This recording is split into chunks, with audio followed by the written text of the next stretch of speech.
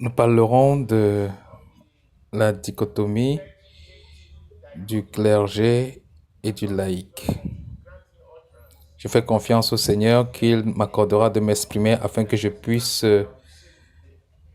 parler de tout ce que j'ai prévu de dire aujourd'hui.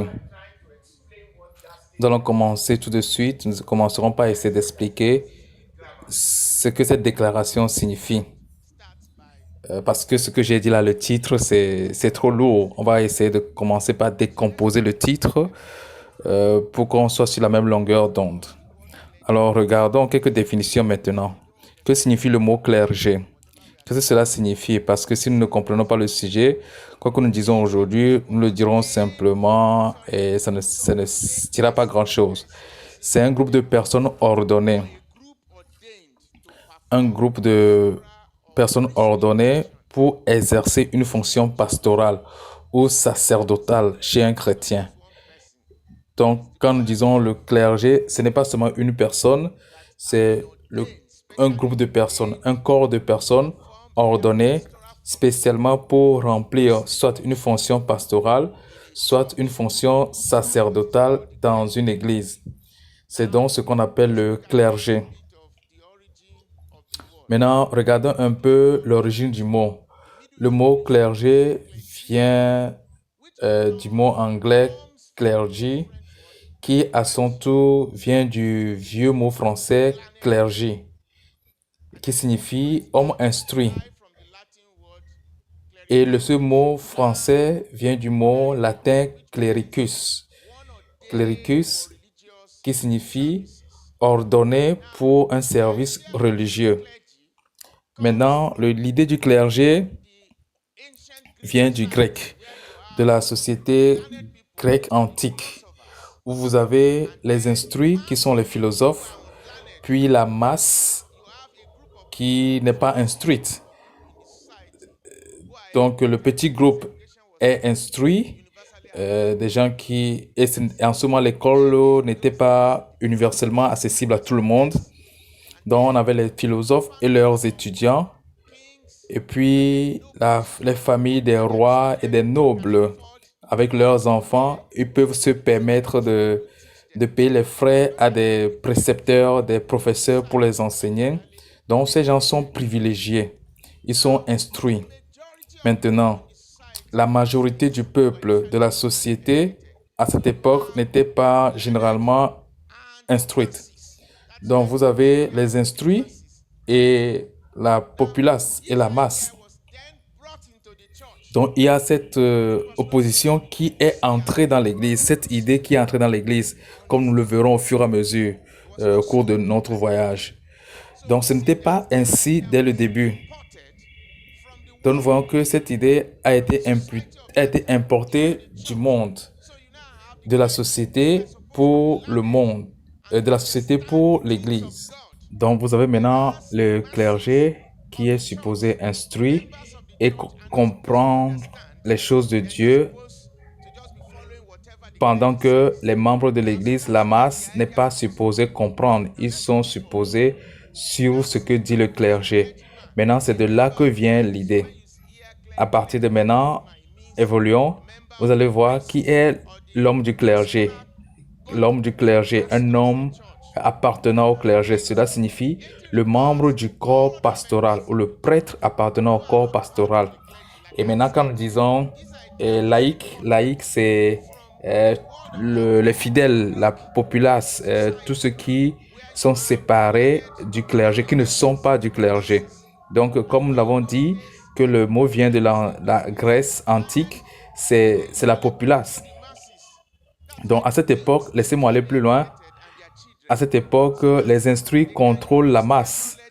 Les rois sont généralement éduqués avec leurs enfants et ils utilisent leurs connaissances pour manipuler la masse. Donc, la noblesse utilise ses connaissances pour manipuler la populace. Donc, les laïcs ne sont pas supposés connaître Dieu, c'est le clergé qui est supposé connaître Dieu et servir d'intermédiaire entre Dieu et les laïcs.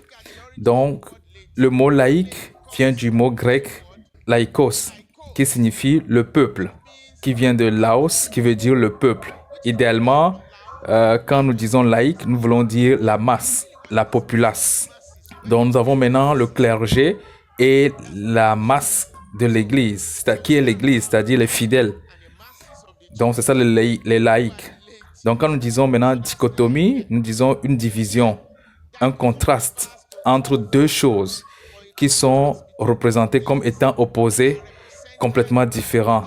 Donc quand vous les donc on met deux choses ensemble alors qu'au fond ils sont complètement différents les uns des autres. Donc quand nous disons la dichotomie entre le clergé et le laïc, qu'est-ce que nous voulons dire? Nous voulons signifier par cela la distinction entre le prêtre et le non-prêtre dans l'Église. Donc une distinction claire entre ceux qui sont appelés à être prêtres et ceux qui ne sont pas à être appelés prêtres dans l'Église. C'est-à-dire, mais ça veut dire que dans l'Église, le clergé et le laïc impliquent que le corps du Christ est divisé en deux catégories. Cela n'a jamais été ainsi dès le début. Ce n'était pas le cas. Le clergé est considéré à nouveau, et on doit comprendre cela dès le début, le clergé est considéré comme un être supérieur. Dans toutes ses ramifications, il est supérieur au laïc. Numéro 1, il a un accès supérieur auprès de Dieu. Numéro 2, il a une compréhension supérieure de la parole. Numéro 3, ils ont des privilèges supérieurs. Il y a ces trois choses distinguent le clergé des laïcs. Et c'est comme ça. Maintenant, regardons ce que la Bible dit. Est-ce que c'était ainsi dès le début? Or, la Bible dit que nous sommes un royaume de prêtres, c'est-à-dire un royaume de sacrificateurs, dès le point de départ. Je sais qu'il y a plusieurs intervenants qui vont venir parler du sacerdoce du croyant, mais je voudrais brièvement y revenir dès ceci possible. Cela ne pourra jamais être de trop. Parfois, quand le Seigneur veut nous faire passer un message, il se répète. Donc, ainsi, on peut le prendre au sérieux. Donc, je vais y revenir un peu. C'est quoi le sacerdoce du croyant? Qu'est-ce que le sacerdoce? Qu'est-ce que cela veut dire quand on vous dit que vous êtes un prêtre, un sacrificateur? Qu'est-ce que cela veut dire, le sacerdoce? Donc, nous allons encore une fois revenir dessus. Un sacrificateur, c'est une personne qui sert d'intermédiaire entre Dieu et l'homme. C'est un intermédiaire entre Dieu et l'homme. Maintenant, ce n'est pas seulement dans le christianisme que nous avons des sacrificateurs, des prêtres. Même les païens ont des prêtres qui offrent des sacrifices, qui offrent des cadeaux à leur divinité pour les apaiser. Parce qu'ils savent que des fois, ils peuvent énerver leur Dieu, les irriter, et des fois, ils offrent des sacrifices pour pouvoir apaiser leur colère au nom du peuple. Et ils offrent aussi des sacrifices pour adorer leur Dieu. Et donc, dans le christianisme, nous avons le sacrificateur aussi. Maintenant, le clergé, c'est l'ensemble de prêtres qui va devant Dieu offrir des sacrifices au nom des membres de l'Église. Parce qu'ils ont un accès supérieur à Dieu.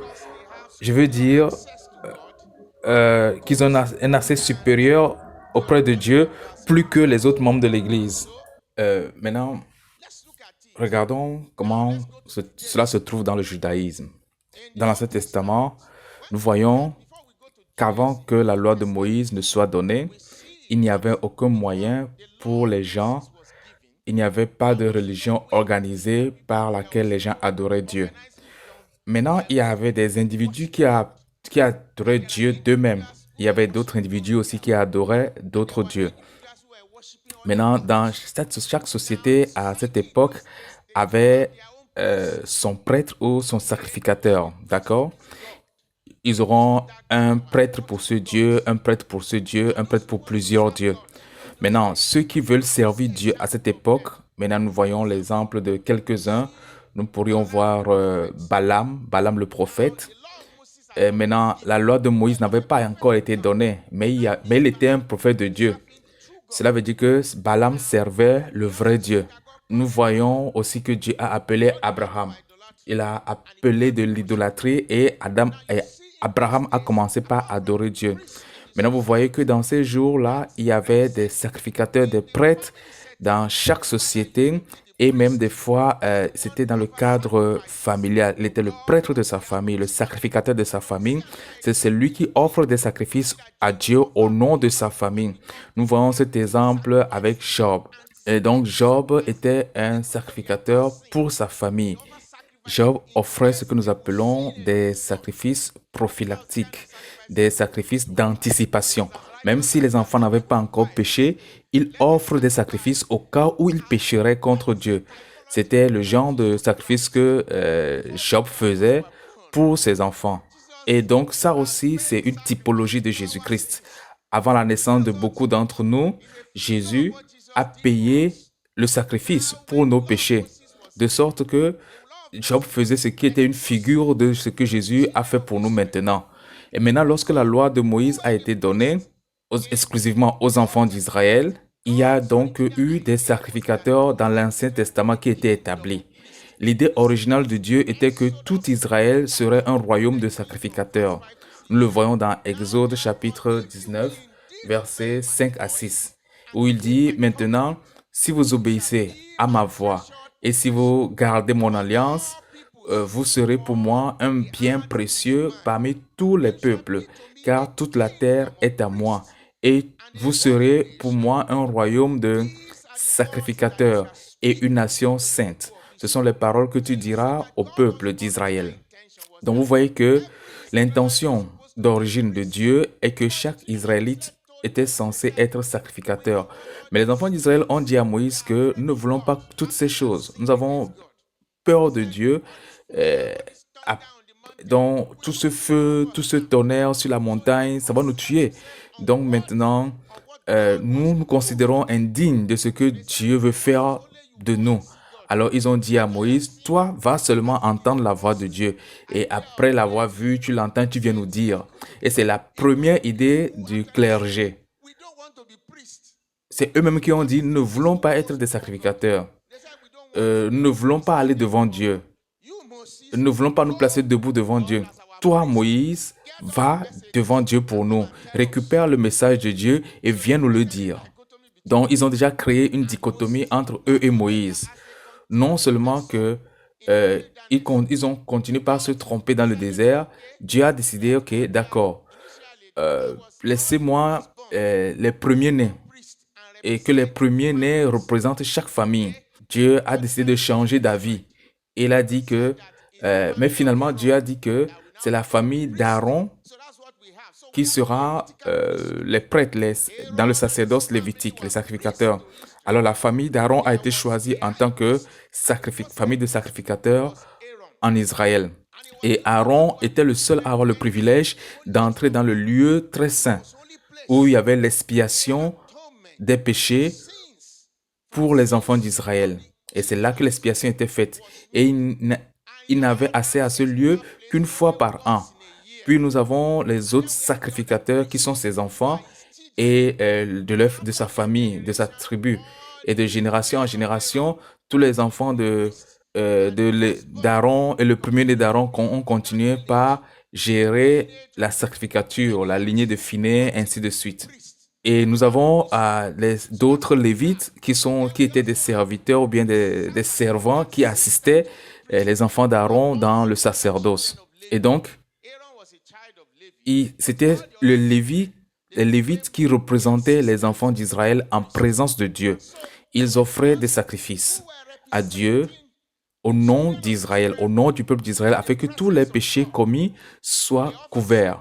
Ces péchés n'étaient pas réellement remis, pardonnés. Les péchés n'étaient pas pardonnés dans l'Ancien Testament. Les péchés ne pouvaient pas être remis que par un sacrifice parfait. Donc, jusqu'à ce que Jésus-Christ soit venu, aucun péché n'a été remis. Donc, nous entrerons dans les Écritures à ce sujet pendant que nous allons discuter. Mais il y a suffisamment de preuves scripturaires pour montrer que Dieu s'abstient simplement ou pardonne aux enfants d'Israël leurs péchés, mais c'était couvert. Ils détournent le regard de ces péchés-là parce que le sacrifice qu'ils offraient était impossible par le sang des boucs et des taureaux d'enlever les péchés parfaitement. Et cela était une ombre jusqu'à ce que Jésus-Christ, qui est le sacrifice parfait, soit venu. Donc ça, c'est ce que le clergé de l'Ancien Testament faisait pour Israël. Et Dieu a demandé à cette famille de sacrificateurs d'enseigner sa parole au peuple. Toutes les lois de Moïse, les lois que Moïse a reçues, devaient être décomposées pour pouvoir enseigner cela au peuple d'Israël, pour que le peuple puisse comprendre et apprécier la parole de Dieu. Donc nous avons deux fonctions du sacrificateur de l'Ancien Testament. Premièrement, la première fonction est de se tenir devant Dieu pour faire l'expiation pour les enfants d'Israël. Et deuxième fonction, prendre la parole de Dieu, de l'utiliser pour enseigner les enfants de Dieu, les enfants d'Israël, afin qu'ils puissent suivre la voie de Dieu, afin qu'ils puissent plaire à Dieu. C'était les fonctions du sacrificateur de l'Ancien Testament. Maintenant, nous voyons qu'après les enfants d'Israël ont refusé d'obéir au Seigneur et qu'ils ont continué à tâtonner euh, et à suivre les dieux étrangers, Dieu dit,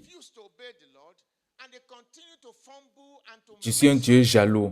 Personne, je ne peux pas admettre d'autres dieux avec moi.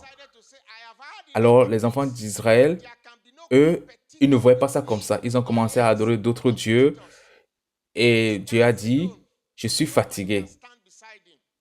Je vais mettre un thème permanent à ceci. Alors Dieu les a envoyés en exil. Quand ils sont revenus de l'exil, cela ne s'est plus jamais produit. Et Dieu, des fois, il nous fait la même chose. Des fois, quand nous commençons à faire des erreurs, le Seigneur supporte à cause de son amour, il continue à nous chérir.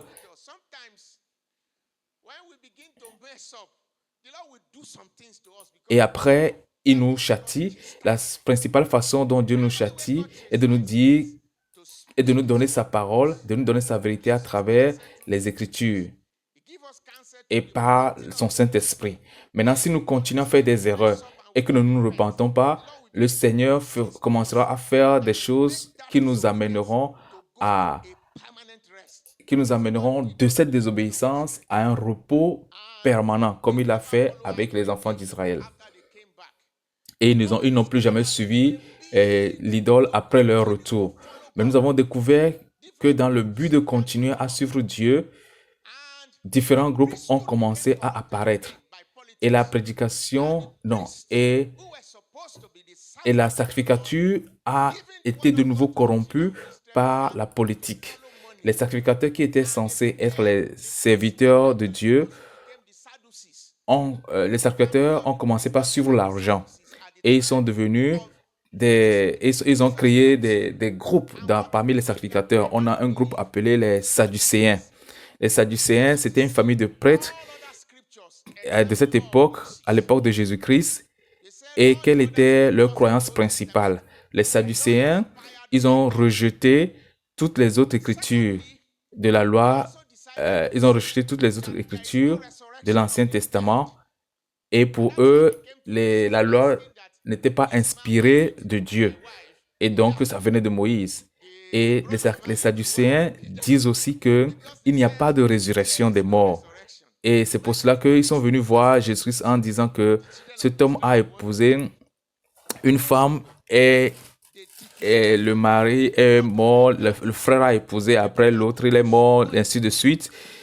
Et vous imaginez un peu, eux qui sont censés enseigner la parole de Dieu, vous voyez comment ils réfléchissent. Et les Sadducéens, ils courent après l'argent.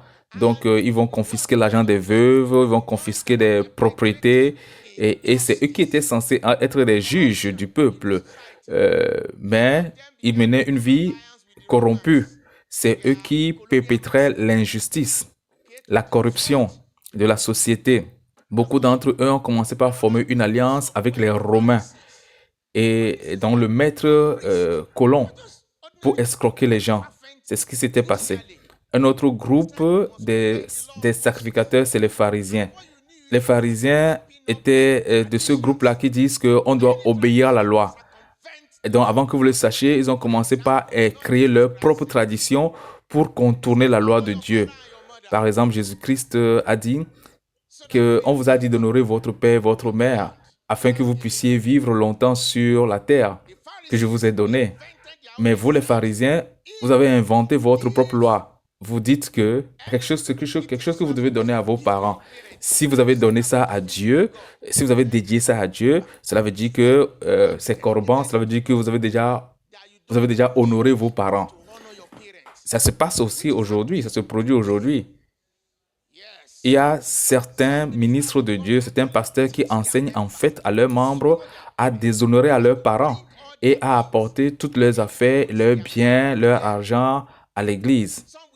Certains diront même que vos parents sont des sorciers et ils diront que ta mère est sorcière, c'est ta mère qui te veut du mal et donc tu devais prendre des distances.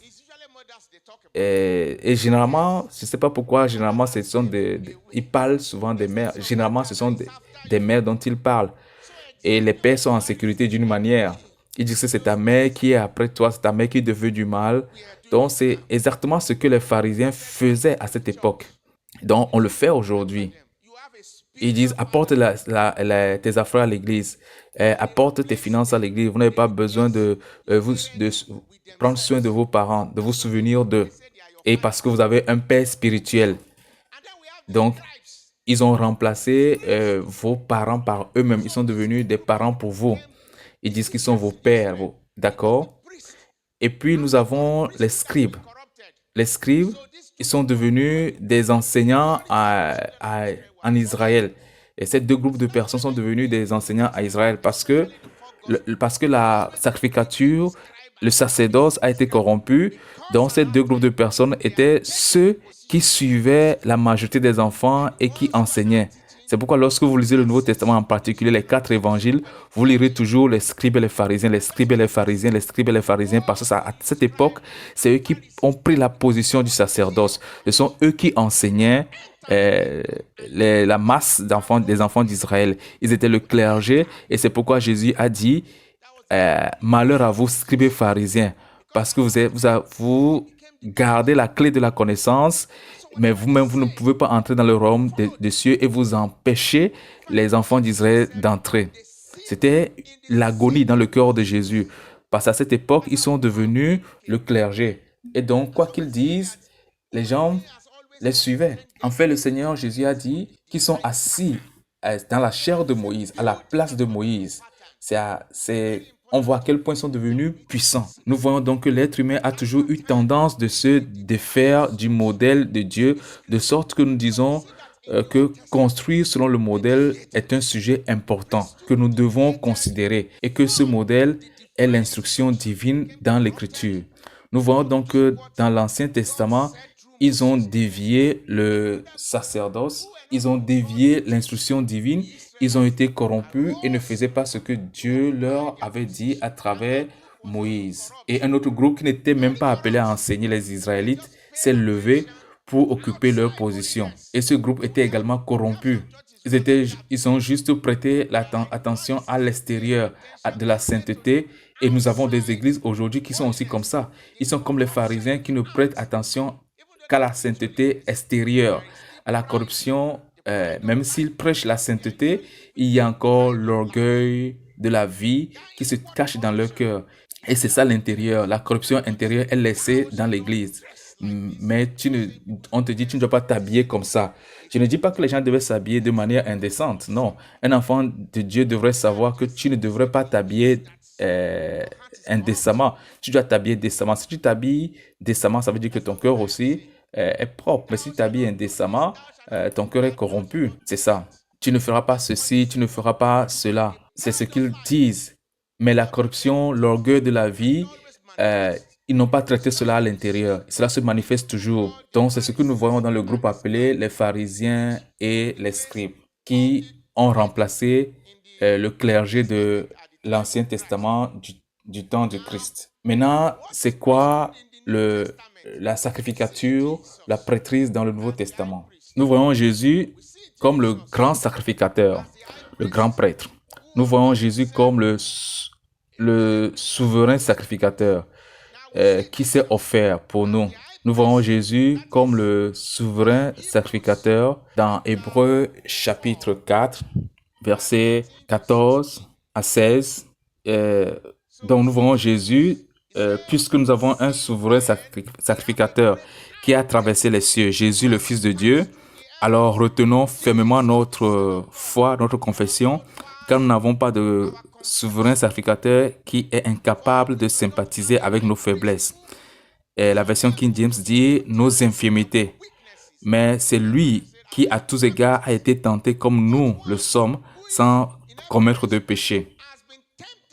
Allons donc avec confiance près du trône de la grâce, afin que nous puissions recevoir miséricorde et trouver la grâce afin d'être aidés en cas de besoin. Donc nous voyons Jésus dans d'autres écritures, dans d'autres passages, Hébreux 6, 20, Hébreux 7, 26, mais c'est suffisant pour le moment. Jésus s'est offert, contrairement aux autres sacrificateurs qui offraient des animaux, des chèvres, des boucs, des vaches, des taureaux. Jésus s'est offert lui-même. C'est le grand sacrificateur et c'est le sacrifice aussi à la fois. Et lui-même aussi est le propitiatoire. Il est le lieu d'expiation. C'est ce que la Bible dit. Non seulement ça, nous voyons qu'après que Jésus s'est sacrifié comme l'offrande parfaite à Dieu, quelque chose d'important s'est produit dans le temple. Le voile du temple qui séparait la masse du lieu très saint, ce voile s'est déchiré du haut vers le bas. C'est ce que la Bible dit, du haut vers le bas. Cela s'est produit. Et qu'est-ce que cela signifie? Ça veut dire que le chemin vers le lieu saint, du lieu des saints, ce chemin s'est ouvert à tous ceux qui ont la foi en Jésus-Christ. Alors, qu'est-ce que nous pouvons dire par là? Jésus a ouvert le chemin à la présence même du Père, là où le Père est assis. Tu as accès à cette place ce matin. En fait, comme tu es assis ici maintenant, tu es assis dans le lieu céleste. Et c'est ce que le souverain sacrificateur a fait. Quand les gens se placent à une position où ils se croient votre représentant devant Dieu, c'est un mensonge. C'est un mensonge. Parce que vous êtes vous-même assis à la présence de Dieu. Et c'est ça votre position. Et c'est Jésus qui a fait cette entrée possible pour vous. C'est pour cela qu'il a dit que nous avons désormais l'hardiesse d'entrer dans le lieu très saint. Pourquoi? Par quoi? Par le sang de Jésus-Christ, par le moyen du sang de Jésus. Et la Bible est allée loin en disant dans le livre des Éphésiens, il a dit que nous sommes assis avec lui dans les cieux. Jésus-Christ est assis à la droite de Dieu. Bien-aimés, vous êtes assis maintenant, vous êtes assis aussi où? À la droite de Dieu. Et c'est ce que le souverain sacrificateur a fait pour nous. Donc quand les gens prient et disent « Ouvrez le ciel », je ris. Parce qu'il n'y a pas une sorte de prière comme ça pour le croyant en Christ. Parce que vous êtes assis où? Vous êtes assis à la droite de Dieu, dans le ciel. Et donc, vous n'avez pas besoin d'une prière qui dit « Ouvrez, ouvrez, ouvrez le ciel ». Le jour où votre ciel s'est ouvert, c'était le jour où vous vous êtes soumis à l'œuvre rédemptrice de Christ, où vous avez été sauvé, où vous êtes né de nouveau. Le jour-là, le ciel s'est ouvert pour vous. Et ce n'est pas seulement le ciel qui s'est ouvert pour vous, mais vous avez été transféré de la terre au ciel. Et vous êtes assis au ciel. Oui, c'est là que vous êtes assis maintenant. Donc, tous ces gens qui se rendent importants, et bon, oui, il y a une place de leadership. Nous allons en parler. Et il se trouve important que, comme si on ne les voit pas, on n'a pas vu Dieu. Pour voir Dieu, il faut d'abord les voir. Quand vous avez cette connaissance, des fois, vous allez paraître être fier, trop fier. Et ils ne vont pas vous aimer. Parce que beaucoup de choses pour lesquelles ils se mettent au-dessus de vous, vous pouvez vous agenouiller dans votre chambre et vous allez parler à votre père. Père, fais ceci pour moi. Et votre père vous le fera. Vous n'aurez pas besoin d'eux. Vous n'avez pas besoin de sauter d'une montagne à une autre. C'est ce que Jésus a fait pour vous. D'accord? Maintenant, évoluons. C'est intéressant. Contrairement à ce que nous avons aujourd'hui, Vous avez aujourd'hui toujours ce système de clergé et de laïc, même si beaucoup ne vont pas se donner ce nom du clergé et ils ne vont pas vous appeler laïc, mais quand on voit dans les dispositions, c'est ce qui est dans leur cœur et c'est de la même façon qu'ils agissent. Ils vont vous faire paraître, ils vont vous faire sentir inférieur à eux. Maintenant, que dit la Bible à propos de nous tous?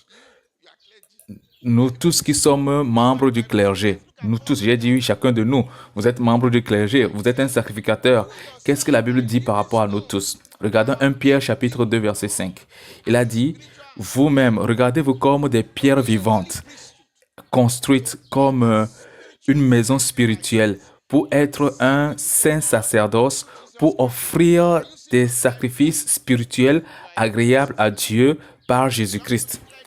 Donc, vous voyez dans la Bible que vous êtes sacrificateur, que vous appartenez au clergé. Donc, il n'y a plus de laïcs en ce qui concerne la Bible. Nous sommes tous sacrificateurs, nous sommes tous prêtres. Regardons une autre écriture. J'aime généralement utiliser plus d'un passage parce que la Bible a dit, Jésus a dit que le témoignage doit être établi par la bouche de 2 ou 3 témoins. Donc, regardons aussi 1 Pierre chapitre 2 verset 9. Il est dit, mais vous êtes une race élue, euh, un, sac- un sacerdoce royal, une nation sainte, un peuple particulier. Et ma traduction dit un peuple qui lui appartient, un peuple qu'il a acquis pour lui-même, afin que vous puissiez proclamer les excellences, les merveilles de celui qui vous a appelé des ténèbres à sa merveilleuse lumière. Maintenant, l'évangile de la prospérité a fait penser que si vous n'avez pas d'argent, vous êtes misérable et donne l'impression que les riches et les puissants qui ne sont pas sauvés sont meilleurs que vous. Et vous les verrez, ils cherchent activement l'accès à ceux qui ont de l'argent, même si ces gens ne sont pas sauvés. Et donc, ils vous font croire que vous êtes inférieur à eux. Mais si vous regardez cette écriture, il a dit que vous êtes une possession spéciale de Dieu. Quel genre de privilège peut être plus grand que cela? Il a dit que vous êtes une nation sainte, un sacerdoce royal. Maintenant maintenant c'était l'intention de Dieu pour les enfants d'Israël. Mais cela est devenu une réalité pour l'Église aujourd'hui. Une nation sainte, une nation de sacerdoce. Cette intention ne s'est pas réalisée pour Israël parce qu'Israël s'est mal comporté, mais cela s'est réalisé pour l'Église. Mais la ruse des hommes voudrait changer ce que Dieu a fait. Mais la Bible a dit clairement que ce que Dieu a fait, on ne doit rien ajouter ni rien retrancher. Ce que Dieu fait demeure pour toujours. Alors revenons aux Écritures. Alors est-ce que nous pouvons voir cela? Nous sommes sacrificateurs. Maintenant, nous pouvons comprendre que contrairement à Christ, on ne peut pas expier le péché des gens. Nous pouvons expier le péché de personne parce que nous ne sommes pas parfaits. Dieu nous a rendus parfaits, mais d'origine, nous sommes pécheurs et nous péchons toujours. Nous péchons toujours et nous disons, s'il te plaît, Dieu, pardonne-moi. Donc, nous ne pouvons pas expier, nous ne pouvons pas offrir un sacrifice pour expier le péché de qui que ce soit. Ça, c'est la première chose. La deuxième chose, c'est que nous sommes sacrificateurs du second ordre. Le premier ordre, c'est Jésus, Jésus seul. D'accord? Et deuxièmement, nous ne pouvons pas servir d'intermédiaire entre l'homme et Dieu. Troisièmement, nous ne pouvons pas servir d'intermédiaire entre l'homme et Dieu. Et on a un seul intermédiaire, un seul médiateur. C'est Jésus-Christ, l'homme parfait. C'est lui seul qui sert d'intermédiaire entre l'homme et Dieu. Lui seul le médiateur entre l'homme et Dieu. Alors, quels sont les privilèges qui sont attachés à notre sacerdoce? Nous avons un accès direct avec Dieu. Nous l'avons dit, nous avons un accès direct à Dieu. Et ne laissez personne vous tromper et vous dire et j'utilise vraiment cette expression que j'ai forgée. Ne laissez personne vous... bon, je ne sais pas comment dire ça en français. Il a utilisé l'expression bamboussou. Et que personne ne vous dérange, que personne ne vous trompe. Vous avez un accès direct. Comme maintenant là, actuellement où nous sommes ici là, est-ce que vous savez que vous êtes en présence de Dieu? Ok, cette idée des laïcs qui pensent que c'est à l'église qu'ils servent Dieu. Et quand ils sortent de l'église, ils ne servent plus Dieu. Et c'est pour cela que quand ils sont dans leur lieu de travail, ils maltraitent leurs clients, ils maltraitent leurs collègues, ils maltraitent leurs employés. Parce que vous ne savez pas que même à ce moment, sur ce lieu, Dieu est avec vous et vous êtes en présence même de Dieu. C'est parce que vous ne savez pas, c'est pour cela que vous maltraitez vos clients et vos collègues. Maintenant, pour l'enfant de Dieu, cette dichotomie laïque-clergé, ça n'existe pas. Parce que vous êtes toujours en présence de Dieu. Je comprends qu'il y a la présence manifeste de Dieu qu'on ressent à l'assemblée, oui. Peut-être c'est pour cela que les gens dans les assemblées, dans les églises disent accueillons la présence du Saint-Esprit. Peut-être, peut-être qu'ils sont en train de dire accueillons la présence manifeste de Dieu. Mais la réalité est que quand les enfants de Dieu sont ensemble, deux ou trois sont ensemble, il y a toujours la présence manifeste du Saint-Esprit parmi eux. Maintenant, si vous êtes spirituel, vous allez le ressentir. C'est pour cela que je trouve souvent difficile. Et je connais des chrétiens qui écoutent la musique profane. Mais moi, je n'écoute pas la musique profane. Je peux l'écouter à la radio. Peut-être que j'écoute la radio, un animateur joue une musique et je peux écouter. Et mais quand je commence par écouter une musique, des chansons sales, j'arrête. Et si c'est juste de la poésie et avec des paroles poétiques, je peux écouter ces choses. Je peux le permettre. Mais si moi-même je veux écouter la musique, je joue la musique chrétienne. Lorsque vous jouez de la musique chrétienne, qui vient dont l'inspiration vient de l'écriture, des écritures, vous allez ressentir la manifestation et la présence manifeste. Vous allez ressentir la présence manifeste de Dieu. Je ne sais pas si vous avez déjà remarqué cela, je ne sais pas si vous avez déjà expérimenté cela, et j'apprécie cette présence. Mais dans la musique profane, on ne peut pas ressentir cette présence manifeste. Et donc là, j'appelle ça la présence manifeste. Et j'apprécie cela. Peut-être c'est ce que les gens disent dans les églises quand ils disent accueillons la présence du Saint-Esprit. Mais dans la réalité, 24 sur 24, 7 jours sur 7, nous sommes avec le Saint-Esprit. Même quand vous dormez, il y a la présence de Dieu. Et pour les couples qui sont mariés, même lorsque vous faites ce que vous faites là, vous êtes dans la présence de Dieu. Est-ce que vous comprenez cela? Donc, cette dichotomie spirituelle, laïque, clergé, ça n'existe pas pour l'enfant de Dieu. Donc, d'accord? Donc, nous avons un accès direct à Dieu. C'est le numéro 2. Oui, deuxième chose, dans 1 Pierre 2, verset 5, vous êtes une pierre vivante, construite comme une maison spirituelle pour être un saint sacerdoce et offrir des sacrifices spirituels. Maintenant, Pierre n'a pas dit quels sont ces sacrifices que nous offrons. Il a juste dit que nous sommes censés de continuer à offrir des sacrifices spirituels à Dieu. Alors, quels sont ces sacrifices que nous offrons à Dieu? Numéro 1, le premier sacrifice que nous devons offrir à Dieu, c'est notre corps. Romains chapitre 12, verset 1. Je vous conjure donc, frères, par les compassions de Dieu, à présenter votre corps comme un sacrifice vivant, saint et agréable à Dieu. Et ne vous conformez pas à ce siècle, mais soyez renouvelés, soyez transformés par le renouvellement de votre intelligence. Alors, comment pouvons-nous offrir nos corps comme un sacrifice vivant? En cas de la tentation, pour nous de pécher, nous disons non à la tentation. Et nous disons oui à la parole de Dieu. Quand le Saint-Esprit nous donne des instructions, nous disons oui au Saint-Esprit et nous disons non à nous-mêmes. C'est pour cela que Jésus a dit que quiconque me suit, il doit faire quoi? Il doit d'abord renoncer à lui-même et porter sa croix et me suivre. Qu'est-ce que ça veut dire?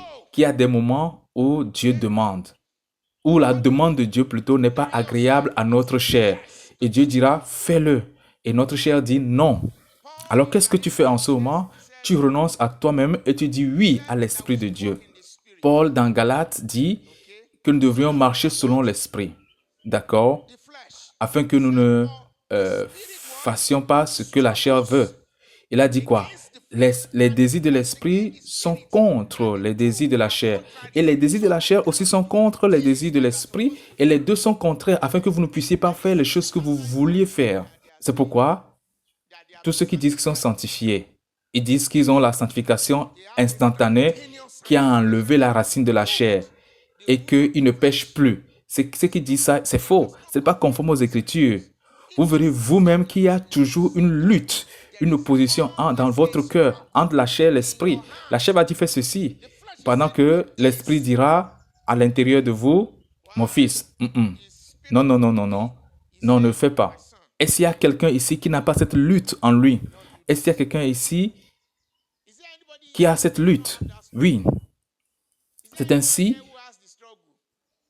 Paul dit que nous devrions nous considérer comme morts au péché et vivants pour Christ. C'est pourquoi nous offrons des sacrifices à Dieu à travers notre corps. Et le fruit de notre corps doit être la sainteté, la justice et non l'iniquité et le péché. Tout comme nous sommes livrés à l'iniquité et à l'injustice dans le passé, maintenant nous sommes chrétiens, maintenant livrons notre corps à la justice et à la sainteté en présence de Dieu. Donc c'est ainsi que nous offrons des sacrifices à Dieu avec notre corps.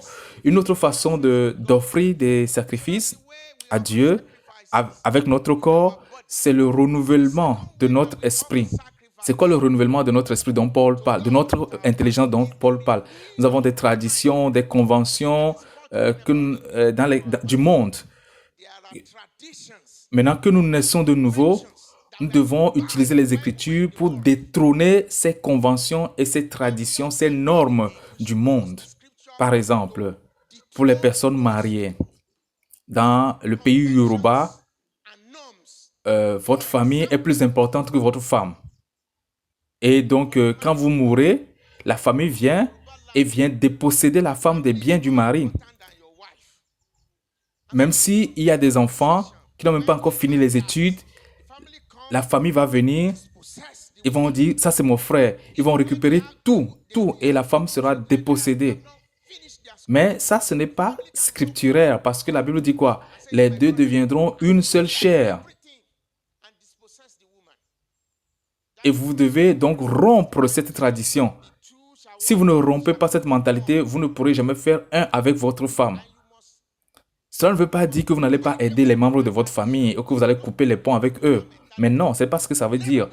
Vous allez les aider toujours, mais votre épouse est pour vous le numéro un. Il y a les finances dans la famille. Chez les Yoruba, et je crois que c'est aussi en Afrique, nous croyons que l'homme devrait faire tout. Et l'argent de l'homme appartient à la famille, pendant que l'argent de la femme appartient à la femme uniquement. Mais c'est faux. Ce n'est pas scripturaire. Ce n'est pas comme ça, ce n'est pas biblique. Vous devriez faire des choses comme ensemble. Vous ne devriez pas garder l'argent dans votre compte en banque pendant que votre mari souffre pour payer les frais scolaires. Vous allez dire que ça c'est son travail, hein. Allez voir votre père pendant que vous avez de l'argent et vous gardez dans un compte en banque. Mais cela arrive parmi les chrétiens. Quand tu lui demandes, mais comment, elle va mentir, elle va dire, mais moi je n'ai pas d'argent. Elle ment. Et vous savez quoi, tous les menteurs feront quoi? Ok, vous savez, donc mieux il faut vous repentir. Et donc vous avez le temps de vous repentir maintenant. Ce n'est pas vrai. Le peu que vous apportez, vous devriez l'apporter sur la table. Et avec monsieur, vous allez gérer ensemble. Mais jeune sœur, enlevez toutes ces choses de votre mentalité.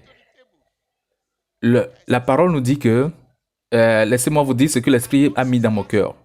Le mari et la femme sont pareils. C'est ce que je dis. Peut-être quelqu'un va croire que je suis en train de me contredire et qu'il n'y a pas la tête.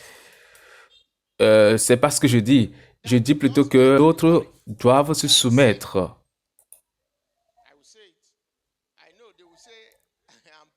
L'Écriture dit, le mari aime sa femme et la femme se soumet au mari. C'est ce que l'Écriture dit. Ne changeons pas la Bible. Il n'y a pas de bateau sans capitaine. Si dans un bateau,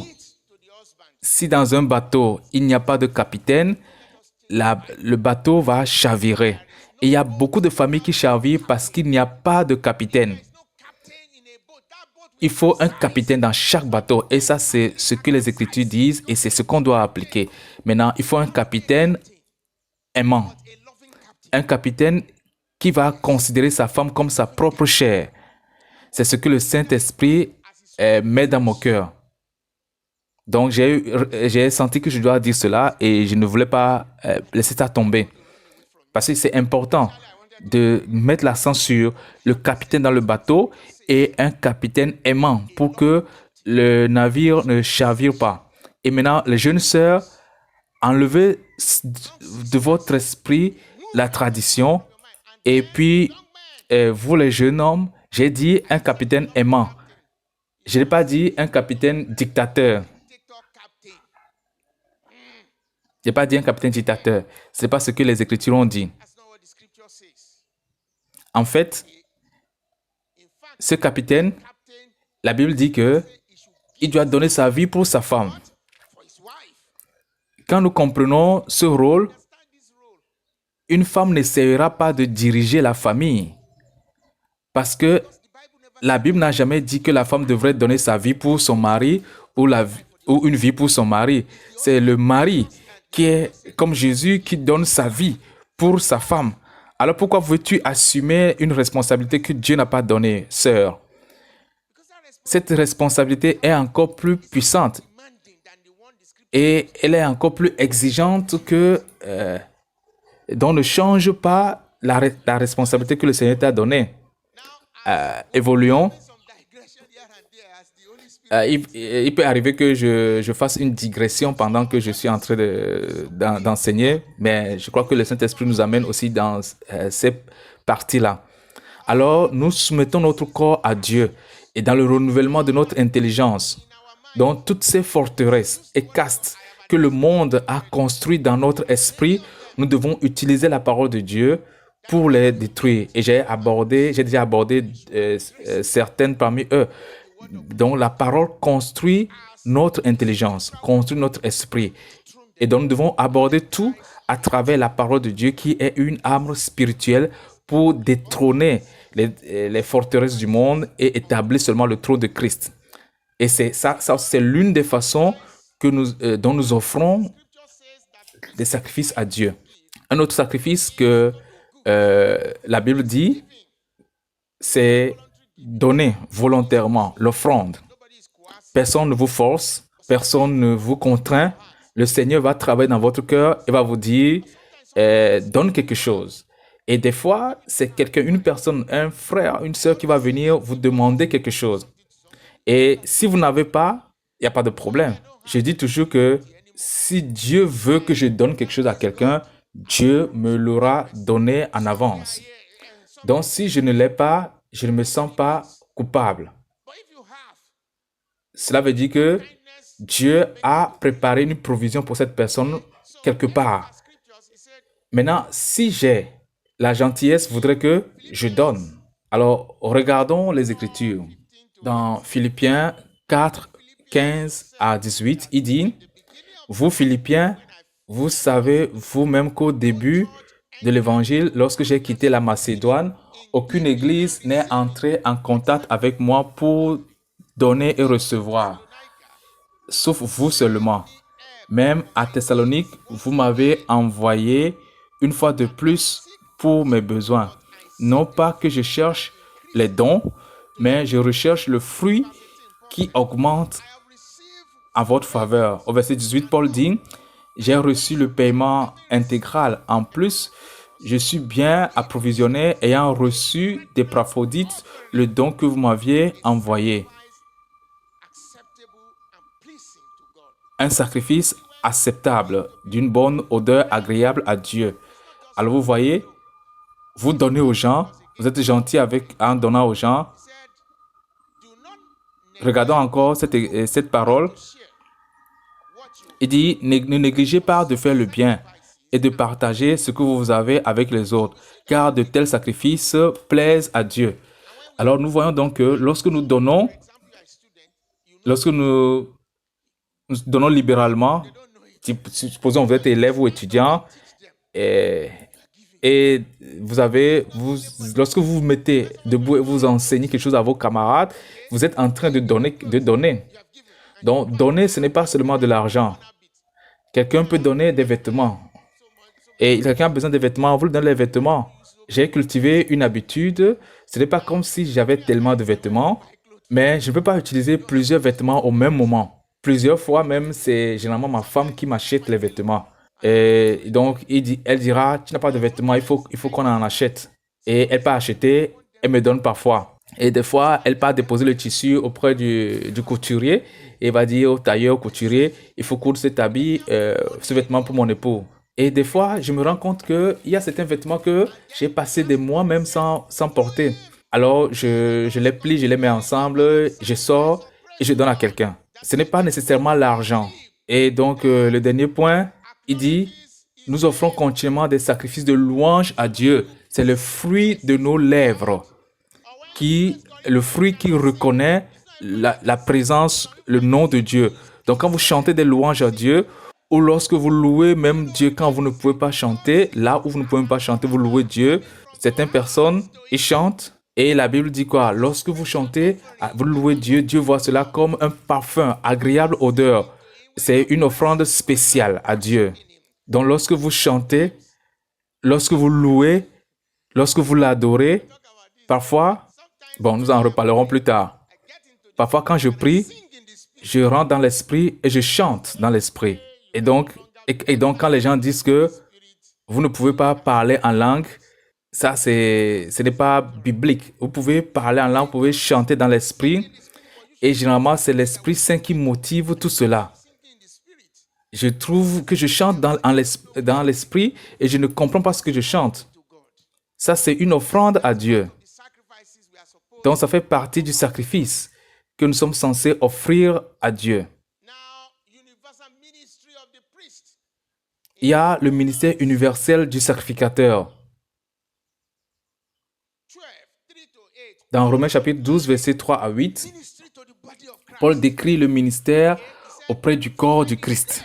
Il dit, par la grâce qui m'a été donnée, je dis à chacun de vous de ne pas penser de lui-même, de ne pas avoir de lui-même une haute opinion, mais d'avoir un jugement sobre selon la mesure de foi que Dieu lui a assignée. Maintenant, cette foi dont Paul parle est la foi pour le service du corps de Christ. Il ne parle pas de la foi qui sauve en Christ. Ce n'est pas de cette foi, la foi du salut dont il parle. Il parle de la foi pour utiliser le don que Dieu t'a fait. Par exemple, Dieu m'a accordé le don d'enseigner. Je peux utiliser ce don. Je remarque qu'il m'a aussi donné le don du conseil. Donc, j'ai la grâce de conseiller. Je dois aussi conseiller les autres. Ce sont ceux-là que je connais. Il y a d'autres choses que je ne connais pas. D'accord? Il y a certains, leur don, c'est de faire du bien. Nous tous, nous sommes appelés à faire le bien aux autres. Mais eux, ils le font d'une manière facile, aisée. Car à un seul corps, nous avons plusieurs membres. Et les membres n'ont pas tous la même fonction. Donc, nous pensons que nous sommes plusieurs dans un seul corps et que les membres, individuellement les uns les autres, ont des dons les dons sont selon la grâce que Dieu a accordée à chacun d'eux. Que celui qui prophétise proportionnellement à sa foi. Que celui qui sert, vous voyez, il y a des gens qui sont prêts à servir, jusqu'à même donner de leurs yeux. Ils le font. Nous sommes tous appelés à donner. Mais il y a des gens qui ont spécialement ce don. Vous allez les reconnaître. Ils peuvent donner à tout moment. Et c'est le service dont les Écritures parlent. Il y a des gens qui sont bons en organisation. Ils peuvent bien présider des choses. Et quand on veut maintenant organiser ce camp, cette réunion, il y a des frères qui sont capables de pouvoir gérer cette organisation. Et donc, on doit les utiliser pour cela. C'est un cadeau. Utilisons ces frères-là. Je n'aime pas me forcer à faire ce que je ne peux pas. Quand je ne peux pas, je ne suis pas doué à faire une chose, je ne le fais pas. Par exemple, ma femme est très douée pour organiser les choses. Donc, je la laisse faire au niveau organisation. Je lui apporte juste mon soutien. Je lui apporte juste mon soutien ici et là. Et puis parfois, je dis, mais pourquoi on ne le fait pas de cette façon? Pourquoi on ne le fait pas de cette façon? Mais je n'ai pas de difficulté avec elle parce que je sais que c'est sa chose. Elle sait faire, alors elle le fait, elle l'organise. Donc, je n'ai pas de difficulté avec ça. Mais des fois, je peux ressentir qu'on peut faire un petit ajustement et je suggère, est-ce qu'on ne peut pas faire ça de cette façon? Donc, il y a des frères et sœurs dans le corps de Christ qui ont ce dont on doit leur permettre de manifester cela. Donc, on loue le Seigneur pour ça. Que celui qui exhorte, exhorte. Il y a certains frères qui ont les mots d'encouragement. De telles personnes, ce n'est pas... Moi, j'enseigne, mais il y a des personnes que quand il faut encourager, quand il faut réconforter, ils ont des paroles, des mots justes pour pouvoir le faire. Nous devons les laisser aussi faire cela. Et nous allons voir que la dichotomie clergé-laïque a vraiment fait du mal à ce don. Vous allez réaliser que il y a beaucoup de frères et sœurs dans l'église assis qui ont ces dons, mais qui ne peuvent pas l'utiliser. Que celui qui enseigne, Paul dit, que celui qui parle, parle comme présentant les oracles de Dieu. Donc vous devez parler comme si Dieu parlait. Vous devez vous préparer spirituellement à un tel moment, à un tel endroit. Vous devez vous saturer votre esprit de la parole de Dieu à travers la prière pour que le Saint-Esprit prenne le contrôle et que le Saint-Esprit parle comme si vous prononciez les oracles de Dieu. Et le Saint-Esprit témoignera à votre esprit ce qu'il faut dire à l'assemblée. Et des fois, lorsque vous parlez, le Saint-Esprit va vous dire de faire une digression, de parler, d'ouvrir une parenthèse. Et quand le Saint-Esprit vous dit cela, faites-le. Tout à l'heure, j'ai voulu fuir cette digression, mais je me suis rendu compte que je ne devais pas fuir. Même si des fois, nous trouvons que ce n'est pas ce qu'il faut dire, ce n'est pas agréable à dire, mais on doit le dire. Donc, lorsque vous exercez votre ministère, il dit que celui qui enseigne, enseigne. Que celui qui exhorte, exhorte. Que celui qui donne avec libéralité, qu'il donne, qu'il le fasse. Que celui qui donne généreusement, que celui qui dirige les administrateurs de l'Église, que celui qui dirige, qu'il fasse son travail avec zèle. Que celui qui exerce miséricorde, qu'il le fasse avec joie. Donc, si vous regardez cette liste, vous allez voir qu'il n'y a personne qui n'ait pas reçu un don. Et donc, vous allez vous rendre compte que ce n'est pas seulement ceux qui prêchent, ou ceux qui enseignent, ou ceux qui sont pasteurs, ou ceux qui sont évangélistes. Ce n'est pas eux seulement qui ont à servir dans le corps de Christ. Nous sommes tous appelés à servir, à ministrer dans le corps du Christ avec notre don. Nous ne devrons pas l'enterrer. Jésus-Christ a dit, il a dit qu'à ce jour-là, le royaume de Dieu est comme un maître qui s'en va et donne du talent à sa maison, à ses serviteurs. Il a donné 5 à certaines personnes, il a donné 3 à certaines personnes, il a donné à l'autre 1. Et celui qui a eu 5 a travaillé, a gagné 5 autres. Celui qui a eu 3 a gagné 3 autres. Celui qui a eu 1, il est parti caché. Il n'y a personne qui soit né de nouveau qui n'ait pas un don pour servir dans le corps du Christ.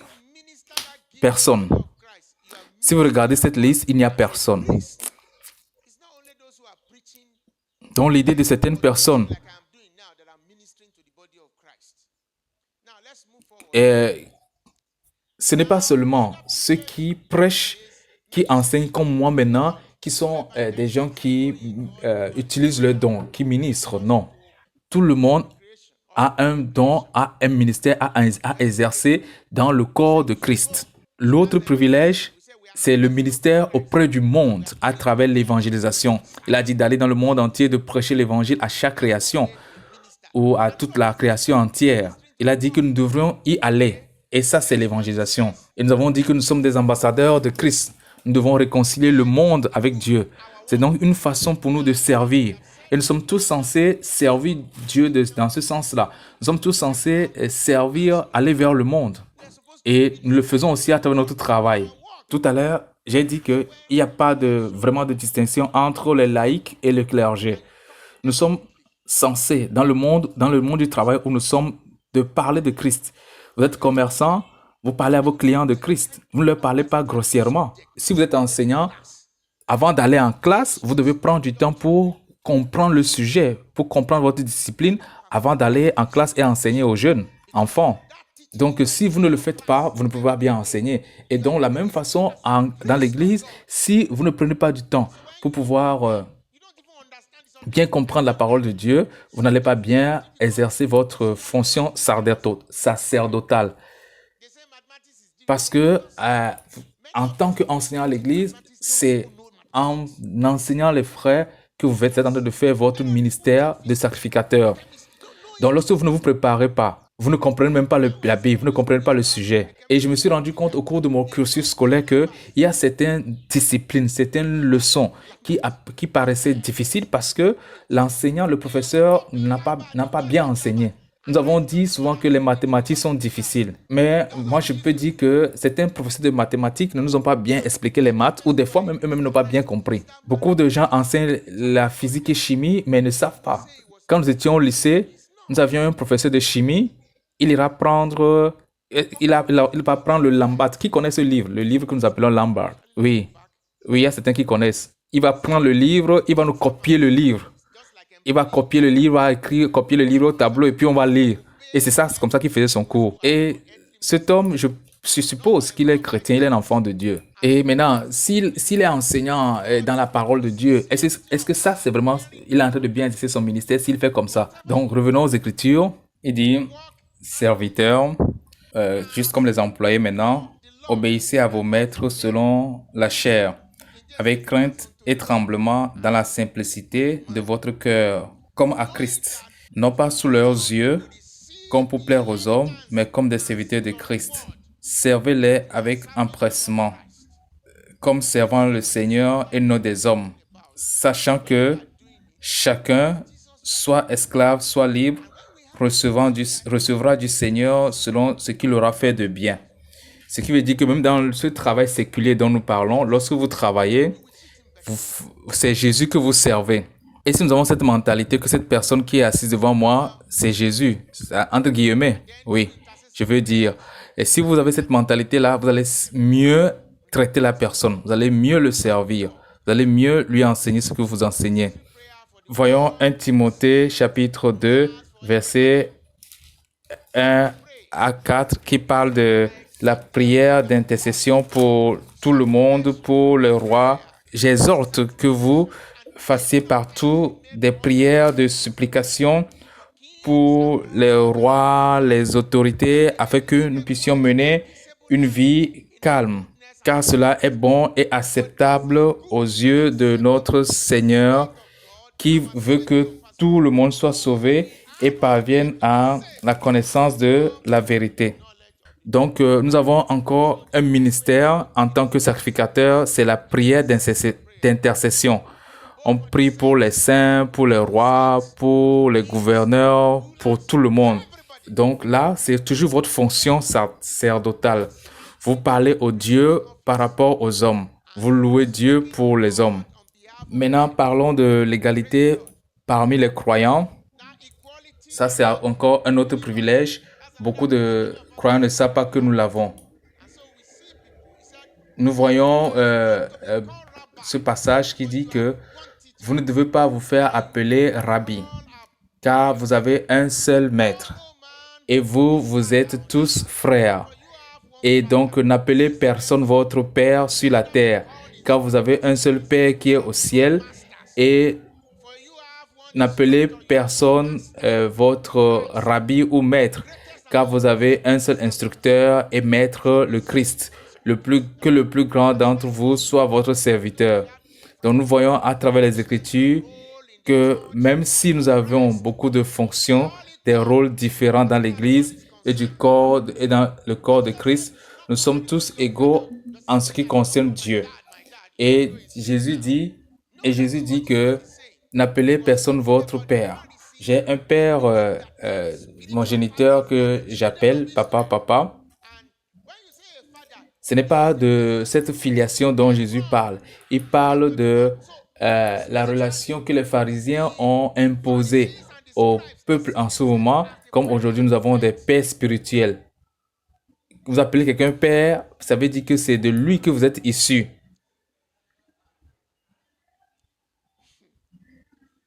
Et spirituellement, les pharisiens et les scribes se considèrent comme les pères de la foi. Donc, nous ne sommes pas les seuls à rencontrer ces situations. Au temps de Jésus, il y avait ces situations. Jésus était confronté à ces situations pendant son séjour sur la terre. Et les pharisiens croyaient que leur parole était définitive. Et c'est eux seuls qui avaient accès à Dieu. Et même lorsqu'ils interprètent mal les Écritures, on doit toujours leur faire confiance. Et est-ce qu'on n'a pas ça au Nigeria? Il y a beaucoup qui modifient les Écritures. Pourtant, on les appelle toujours les pères spirituels. Ils interprètent mal les Écritures, on les appelle toujours les pères spirituels. Et Jésus dit, ne considérez personne parmi eux en tant que votre père. Le seul père que vous avez, et, et vous ne pourrez pas avoir un autre père spirituel. Vous pouvez avoir des mentors, vous pouvez avoir des aînés. Oui, on a des mentors, on a des aînés, oui. Mais le seul père spirituel que nous avons, c'est Dieu. Et c'est Dieu seul qui peut donner naissance à l'esprit. Aucun autre homme ne peut donner naissance à l'esprit. Donc le seul père spirituel que nous avons, c'est Dieu. Et nous sommes tous donc frères. Autrefois, je me rappelle que quand on était né de nouveau, on s'appelait seulement entre nous frères et sœurs. Mais aujourd'hui, ces personnes que nous appelions autrefois frères et sœurs, parce qu'ils ont eu une ascension, ils ont commencé par exiger qu'on les appelle papa, papa, papa, maman. Quelqu'un qui, dans la foi, au moins le Seigneur m'a amené dans la foi avant eux, je vais maintenant l'appeler papa. Et maintenant, même pas en âge, je suis même son aîné. Je suis son aîné, mais je vais toujours l'appeler papa. C'est quel genre de papa? Papa, maman. Et il y a même aujourd'hui beaucoup qui sont même dans la vingtaine, mais qui veulent être appelés papa. Donc, nous avons le privilège d'être des égaux en Christ. Et donc, il ne doit pas avoir une raison pour laquelle quelqu'un refuse qu'on l'appelle frère ou sœur.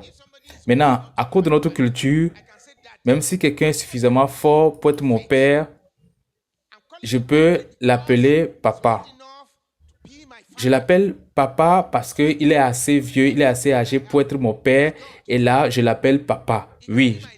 Mais ce n'est pas parce que c'est le père dans la foi ou bien c'est le père spirituel. Le père spirituel, ce n'est que Dieu seul. Quelqu'un peut être mon chef, il peut être un ancien. Et Jésus dit que vous n'avez qu'un seul père spirituel qui est Dieu. Il a dit aussi que le seul maître, le seul rabbi que vous avez, c'est Jésus-Christ. Ça veut dire quoi? Ça veut dire que le rabbi, c'est l'autorité spirituelle. Donc, en matière d'autorité spirituelle, celui qui peut donner les instructions, c'est Jésus. Jésus nous a donné sa parole dans les 4 évangiles. Et il s'est assuré que les 4 évangiles soient préservés. Non seulement cela, il a dit quoi? Il y a des choses que je veux vous dire, mais que vous ne pourriez pas supporter maintenant. Et quand je vais partir, le Saint-Esprit viendra et le Saint-Esprit vous conduira dans toute la vérité. Et ainsi, nous voyons que les écrits des apôtres du Christ, les écrits des apôtres et leurs associés étaient ces choses que Jésus voulait leur dire, mais qu'ils ne pouvaient pas supporter. Et que le Saint-Esprit est venu donc leur révéler et ils ont écrit cela dans les épîtres. Donc tout ce que vous ne trouverez pas dans les épîtres, ce que vous ne trouverez pas dans l'enseignement des apôtres, non. Il ne faut pas leur faire confiance. Il faut détruire cela. Parce que l'autorité finale, la seule autorité que nous devons avoir en tant qu'instruction, c'est Christ. Et donc, cela nous a amenés au même niveau. Donc, c'est une relation horizontale. Et c'est une relation horizontale dans le corps de Christ. Ce n'est pas une relation verticale. Le dernier apôtre qui est parti, Jean. Et après l'apôtre Jean, les anciens dans l'Église ont créé cette relation verticale. Mais il n'y a pas cette relation verticale dans la parole de Jésus-Christ. Jésus-Christ nous a mis dans la relation horizontale. C'est ce que nous avons dans le corps de Christ. Et vous devez permettre à cette chose de s'établir en vous. Sinon, vous n'allez pas faire les choses comme vous devriez les faire selon Christ. Quand nous irons plus loin vers les méchancetés, et vous allez vous rendre compte qu'on a besoin de cette fondation. Vous allez voir comment ils exploitent davantage les femmes. Les abus sont courants contre les femmes. Et vous devez savoir aujourd'hui que vous n'avez aucune relation verticale avec quiconque dans le corps de Christ, en dehors de Christ et le Père et le Saint-Esprit. Ce n'est que à ces personnes que vous obéissez. Les autres, c'est les relations horizontales. Les autres, c'est avec la relation horizontale. Ce n'est qu'avec le Père, le Fils et le Saint-Esprit que vous avez la relation verticale. Donc, nous voyons que nous sommes tous frères, bien que nous avons des missions différentes. Et le sacerdoce que nous avons reçu ne se limite pas à la prédication de la parole.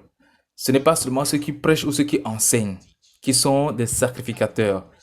Cela ne se limite pas non plus aux dirigeants de l'église locale, peut-être aux pasteurs, les anciens.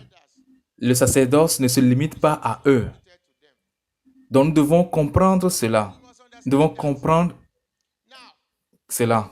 Quand je dis que nous avons une relation horizontale, est-ce que cela veut dire que j'espère que je suis encore dans le temps? Il me reste combien de temps? Ok, 30 minutes. Allons-y. Ok, j'ai encore 10 minutes pour l'enseignement. Ok, allons-y.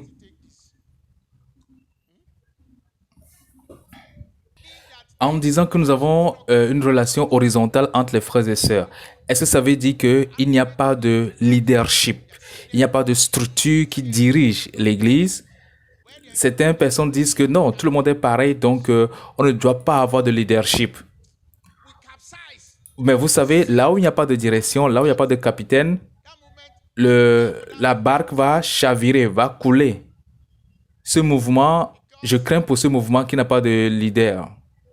Dans le modèle ancien, le modèle biblique dit que il y a un leadership dans la maison de Dieu. Qu'est-ce que cela implique? Simplement, dans le Nouveau Testament, il y a un leadership structuré. Contrairement à ce que certains défenseurs de l'Église de maison enseignent. Certains parmi eux sont mes amis sur Facebook. Ils disent qu'il n'y a pas de leadership. Et je sais qu'ils ont déjà une mentalité figée par rapport à ça. Et quand vous les rencontrez, vous les saurez. Vous saurez. Des fois, vous communiquez avec quelqu'un, vous savez s'il est ouvert à recevoir et s'il est réceptif ou pas. Ceux qui sont réceptifs, je prends du temps pour pouvoir parler avec eux. Ceux qui ne sont pas réceptifs, je ne perds pas mon temps. Mais des fois, je m'engage parce que je veux délivrer certaines personnes des liens de la mauvaise compréhension de la parole. Mais généralement, je ne m'engage pas parce que je sais que cette personne n'est pas réceptive. Alors pourquoi gaspiller mon énergie? Donc nous avons certains d'entre eux comme amis et j'ai refusé de les confronter parce que je sais qu'ils ne vont pas accepter. Mais qu'on le veuille ou pas, il y a un leadership. Il y a. Donc Dieu est un Dieu d'ordre. Dieu est un Dieu d'ordre. Alors qui sont les dirigeants de l'Église? Les anciens. C'est eux qu'on appelle encore évêques. Quand quelqu'un s'appelle aujourd'hui évêque, il se donne un titre et il a l'impression comme si c'est un gros titre. Mais en fait, c'est un mensonge. Un évêque veut dire simplement surveillant. Ça veut dire aussi ancien. C'est l'Église catholique romaine qui, avec un superflu de sens, a donné à cela comme un titre très élevé, alors que ça veut dire simplement un ancien. Cela signifie ancien ou surveillant. Donc maintenant, il y a deux mots dans les Écritures qui ont été utilisés pour cette position. Il y a ancien et surveillant. Et dans la version King James l'a traduit par évêque. Vous devez comprendre que sur ce point, la version King James est biaisée. Et quand je le dis, certains voudront me lapider. Mais c'est biaisé dans la terminologie des Écritures, en particulier dans le Nouveau Testament. Et c'est fait à dessein pour pouvoir soutenir les dirigeants de l'Église anglicane à cette époque. Oui. Donc, tous les érudits de la version King James, ceux qui ont travaillé pour cette traduction, étaient tous des anglicans. Et l'une des instructions que le roi James leur a données, c'est de préserver l'ecclésiologie et la structure de direction de l'Église anglicane. Donc, on ne peut pas présenter la version King James comme la version parfaite et traiter les autres versions de la Bible comme si c'était des hérétiques. Ce n'est pas ça. Donc, quand vous voyez l'église, église veut dire congrégation ou assemblée. C'est le mot approprié qui devrait être dans la version là. Là où vous voyez évêque, on doit mettre surveillant. D'accord? Là où vous voyez baptême, ils ont laissé baptême des enfants, alors qu'ils devraient mettre immersion. Ils devaient mettre immersion dans l'eau. Donc, il y a plusieurs biais à cause de la terminologie qu'ils ne voudraient pas interpréter dans le vrai sens, puisque c'était contre leur pratique, pour préserver l'ordre dans l'Église anglicane. C'est pour cela que c'est bien d'utiliser votre concordance grecque et hébraïque pour pouvoir, et en plus de cela, lire de nouvelles versions comme le standard English Version ou bien NIV. Donc, lire NIV, ce n'est pas hérétique. D'accord? Donc, vous devez comprendre cela, qu'il y a certains problèmes de terminologie qui ont été laissés à dessein pour pouvoir préserver les pratiques dans l'Église anglicane. Donc, bishop, ça veut dire surveillant. Et ces deux mots sont utilisés de manière interchangeable dans le Nouveau Testament. Voyons quelques écritures. Peut-être je vais juste m'arrêter à ce niveau. Il a dit donc un surveillant. Je suis en train de lire le English Standard Version. Il a dit donc que dans 1 Timothée 3, verset 2, qui dit qu'il faut donc que le surveillant soit irréprochable, mari d'une seule femme, sobre, modéré, réglé dans sa conduite, hospitalier, donc capable d'enseigner. Donc ça, ce sont les critères d'un ancien dans l'Église. Et la même instruction a été donnée à Tite. Et à Tite, Paul dit que je t'ai laissé à Crète pour que tu puisses mettre en ordre ce qui reste à régler et que selon mes instructions, tu établisses des anciens dans chaque ville. On a le presbytère, on a épiscope. Ce sont des mots aussi qui sont utilisés et nous appelons aujourd'hui évêque. Il y a plusieurs exemples, plusieurs mots qui sont utilisés pour désigner la même chose. Dans Actes chapitre 11, verset 30, ils ont envoyé des anciens qu'on appelle le presbytère. Et les anciens ont envoyé Paul, Saul et Barnabas. Donc nous sommes dans l'église d'Antioche.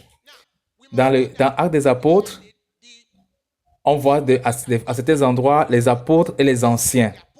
Donc nous devons savoir que au départ, le corps qui gouvernait l'église de Jérusalem était constitué des apôtres. Mais avec le temps, au fur et à mesure que plusieurs personnes naissaient de nouveau, les apôtres ont décidé maintenant de choisir des anciens et de les unir à eux. Donc, il y avait Quand vous voyez 1 Pierre, vous allez voir que dans 1 Pierre chapitre 5, Pierre se dit aussi ancien. Il se présente apôtre et ancien.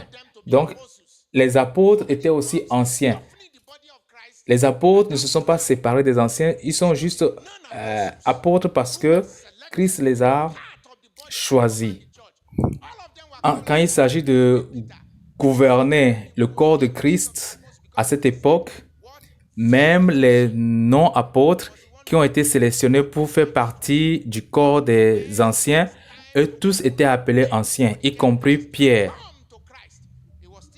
Pierre qui semble être l'apôtre le plus éminent parce que Jésus lui a dit nourris mes brebis. C'est à lui que le Seigneur a donné cette instruction. Et quand le temps était venu pour lui, pour ouvrir la porte de l'évangile aux païens, c'est Pierre que le Seigneur a choisi pour ouvrir la porte de l'évangile aux païens. Donc, même ce Pierre, il s'est assimilé au corps des anciens, au groupe des anciens. Donc, nous devons voir à travers cela que c'est un groupe pluriel. Ce n'était pas seulement une seule personne. Comme aujourd'hui, nous avons une seule personne qui est incontestablement le leader. On ne discute pas ses décisions. Il a pris la place de Dieu. Et même Dieu demande souvent qu'on l'interroge. Mais ces pasteurs, on ne leur pose pas de questions. Et si vous leur posez des questions, ils vont prier pour que Dieu vous frappe. Au début, cela n'a jamais été ainsi. S'il vous plaît, permettez-moi de terminer cette partie. Maintenant, nous devons voir que l'idée d'un seul pasteur qui gouverne l'Église n'a jamais existé dans l'Église du Nouveau Testament. Et quand nous voyons l'Église du Nouveau Testament, il semble qu'il y a quelqu'un qui préside les anciens. Oui, mais ce n'était pas comme une sorte de leadership dictatorial que nous avons dans de nombreux endroits. C'était un ancien qui préside. Et quand on peut voir Jacques dans l'acte des apôtres, vous verrez que Paul est venu vers Jacques et les anciens. Lorsque le temps est venu pour lui d'être arrêté au retour du voyage, il est allé voir Jacques et les anciens. Il semble que les autres apôtres avaient quitté Jérusalem en ce moment et ont confié l'église à Jacques. Et Jacques, avec les autres anciens, gouvernait l'église de Jérusalem. Et même lorsqu'il y a eu le premier concile à Jérusalem, il y avait le débat sur la circoncision pour savoir si c'était nécessaire de garder la loi cérémonielle de Moïse. Qui présidait cette réunion? C'était Jacques. Mais Jacques était avec qui? Jacques était avec le conseil des anciens et des apôtres. C'est lui qui était l'aîné qui présidait. Mais il n'a pas pris une décision unilatérale. C'était une décision commune. Allons plus loin. Dans l'église des païens, comment est-ce que c'était gouverné? On a vu précédemment, comme Paul a dit à Timothée, d'établir des anciens. Il a certaines personnes pour pouvoir justifier le fait qu'ils sont les seuls à diriger l'église. Il dit souvent que Timothée était un ancien et donc Timothée était seul. Mais ce n'était pas le cas. Timothée était un ouvrier apostolique. Timothée n'était pas un évêque. C'est les anciens qui sont des évêques de l'église locale. Et Timothée a ordonné les anciens. Timothée était un ouvrier apostolique. Il était un associé apostolique. Il travaillait au nom de Paul l'apôtre, parce que Paul ne pouvait pas aller. Et donc, physiquement, Paul n'était pas là et Paul l'a envoyé. Il était en mission. Donc, il avait l'autorité apostolique. Et il a fait ce que Paul lui a demandé de faire. Et il a nommé les anciens pour eux dans chaque église. Il a nommé des anciens. Ce n'est pas juste un seul pasteur qu'il a nommé ou ordonné là-bas. Donc, le corps directeur, le leadership qui gouverne l'église locale ne doit pas être une seule personne dans le Nouveau Testament. Ça doit être un collège d'anciens. Pour des raisons de commodité, il y aura quelqu'un qui présidera ce conseil, tout comme on l'a dans l'église de Jérusalem. Mais chaque décision prise sera prise conjointement. Donc, celui qui dit que moi, j'ai une vision, je vais construire des églises partout dans le monde. C'est ça la vision que Dieu m'a donnée. Ma vision, c'est de construire une cathédrale. Et donc, toute l'église doit contribuer, cotiser l'argent pour que je puisse établir ma vision, pour construire le plus grand bâtiment du monde. On ne peut pas voir cela dans la Bible, parce que ça, c'est une ambition personnelle. Et cette ambition personnelle, on l'établit parce qu'il y a manque de pluralité d'anciens dans l'église. Dans les Écritures, on dit quoi? Aller dans le monde entier et prêcher la bonne nouvelle. On n'a pas dit que aller rassembler les gens pour être en un seul endroit.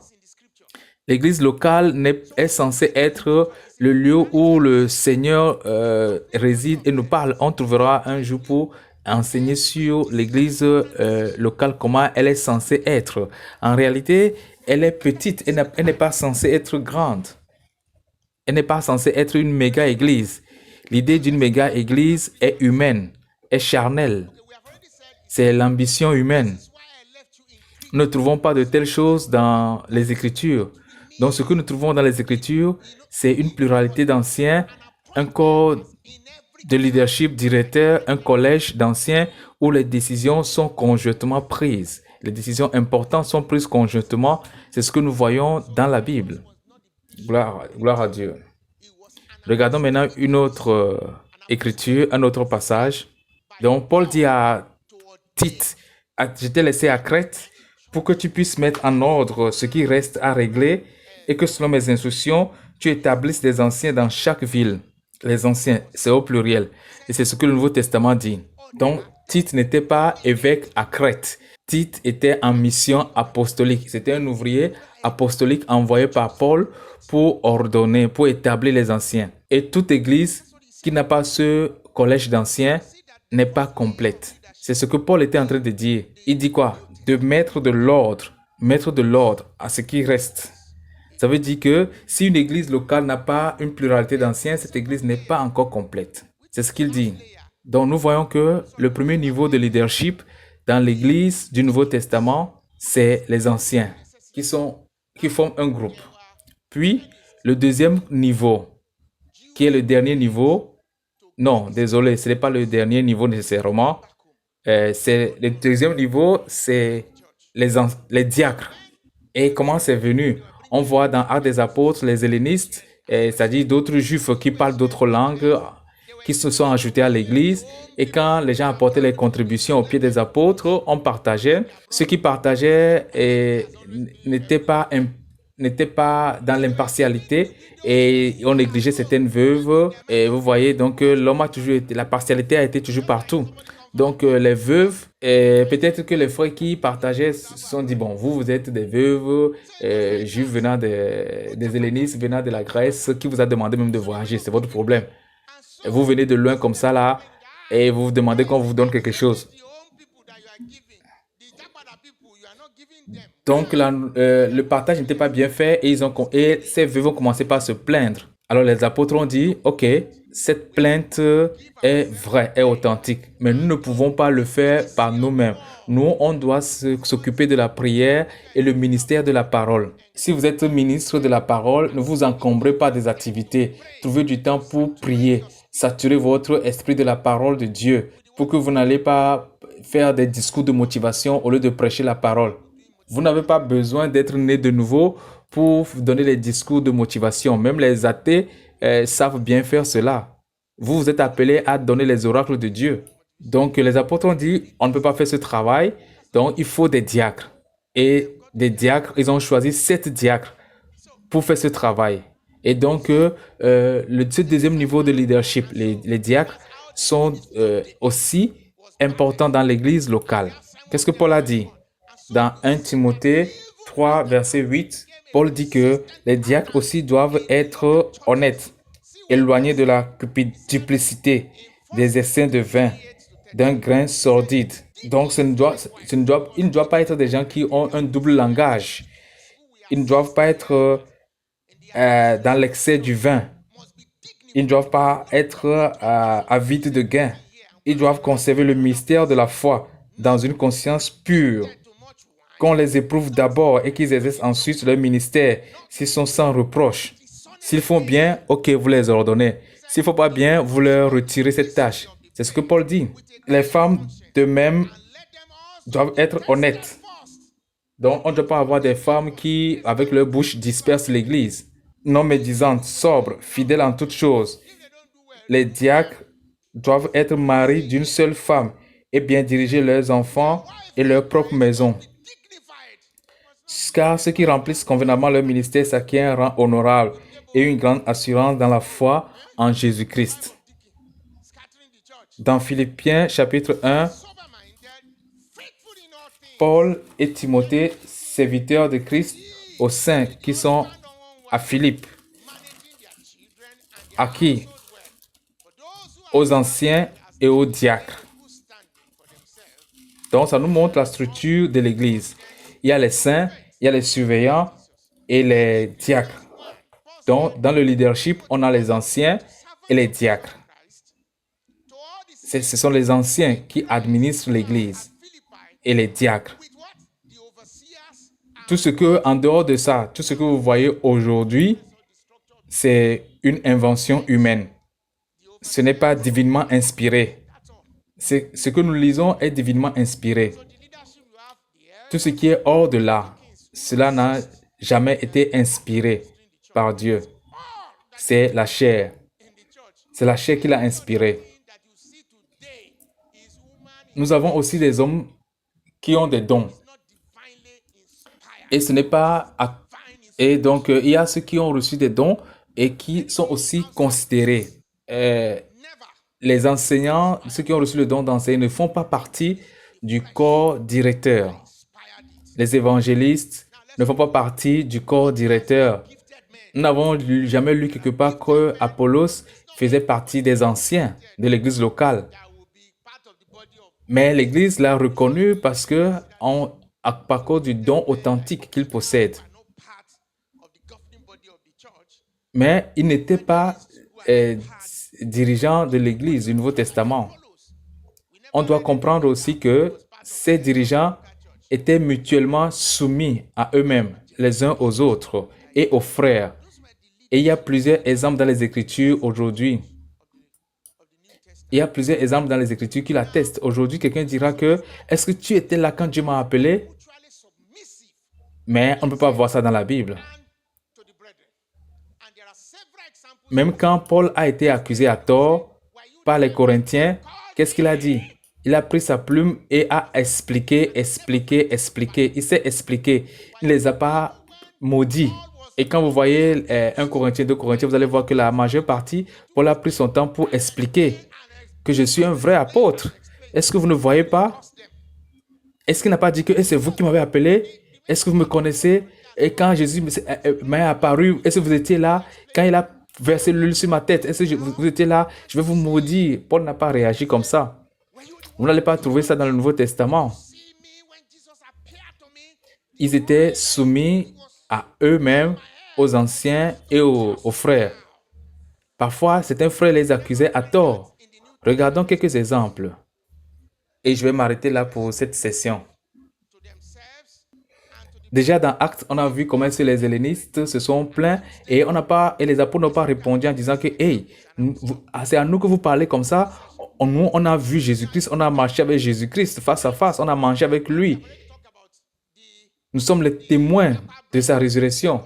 Comment osez-vous nous confronter? Est-ce que c'est comme ça que les apôtres ont réagi? Jamais.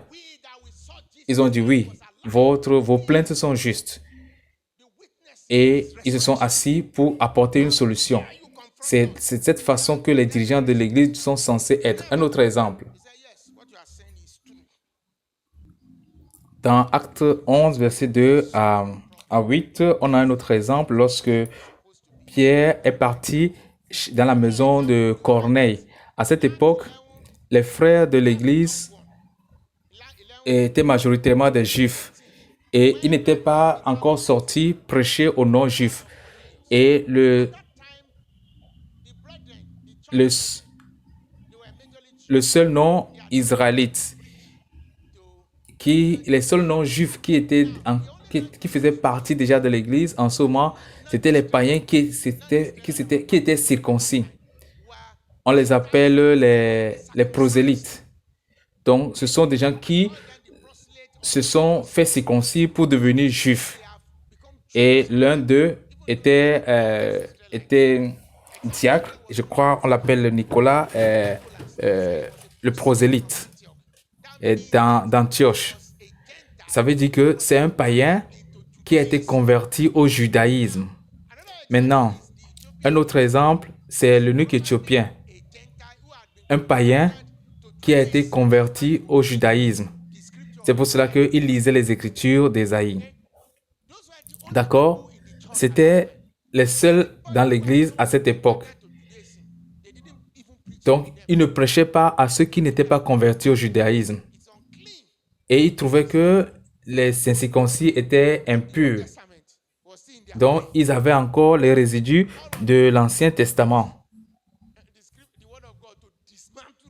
Paul a utilisé la parole de Dieu pour démanteler ça. Et ce sont les forteresses que nous aussi nous devons détruire avec la parole. Aujourd'hui même, dans l'église, le judaïsme est entré. Le judaïsme même a pris la place de Christ dans certains endroits. Les dîmes des premiers-nés, par exemple, on donne les dîmes des premiers-nés, on rachète les premiers-nés, les offrandes de rédemption, les premiers fruits, les prémices, les sacrifices. On monétise les sacrifices. On fait ça aujourd'hui dans les églises. Ça, c'est le judaïsme. Nous devons utiliser la parole de Dieu pour les affronter, pour les confronter et pour démanteler ça. Nous ne devons pas avoir peur. Nous devons être audacieux pour le Christ et nous devons déclarer la parole de Dieu telle qu'elle est écrite dans les Écritures. Comme si vous parlez selon les Écritures. Quand vous parlez selon les Écritures, vous avez le soutien du ciel. Donc la partie de la circoncision a accusé et abordé Pierre. Comment tu oses entrer dans la maison d'un païen et tu as même mangé avec lui? Qu'est-ce que Pierre a dit? Est-ce que Pierre a répondu en disant que est-ce que c'est à vous que Jésus-Christ a donné l'ordre de nourrir ses brebis? Hein? Je suis Pierre, l'apôtre, le roc. Est-ce que Pierre a répondu comme ça? Non. La Bible dit que Pierre a pris du temps et a tout expliqué du début jusqu'à la fin. Et après avoir fait cela, qu'est-ce qu'ils ont fait? Ils sont tombés d'accord et ils ont glorifié Dieu. C'est ainsi que l'Église est censée être administrée. Non seulement cela, quand Pierre a mal agi, il s'est mal comporté, Pierre a cette tendance de plaire aux gens. C'est un problème que Pierre avait. Il aime plaire aux gens. Donc, il était avec Paul, Barnabas et d'autres frères à Antioche. Et quand les autres apôtres sont venus, avant cela, il mangeait avec tout le monde, il se mélangeait aux gens. Pierre, bonne arrivée, bonne arrivée. Et puis, quand des frères de Jérusalem qui croient encore dans le judaïsme, que les Juifs ne doivent pas se mêler aux païens, quand ils sont venus, Pierre s'est retiré des autres frères païens. Et là, Paul a vu non. Pierre, comment tu peux faire les choses comme ça? Et Paul pensait que Pierre allait changer, mais il s'est rendu compte que Pierre ne changeait pas. Alors, Pierre même a entraîné Barnabas dans son hypocrisie. Alors, Paul s'est rendu compte qu'il faut que je parle. Et devant eux tous, Paul a confronté Pierre. Pierre, si tu vis comme un païen, pourquoi est-ce que tu forces les païens à judaïser? Quel est le sens de tout cela? Ça, c'est l'hypocrisie. Est-ce que Pierre a dit que moi, j'ai été ordonné avant toi? Est-ce que tu as vu Jésus physiquement? Moi, j'ai dormi à côté de Jésus-Christ. J'ai mangé avec lui. J'ai bu du thé avec lui.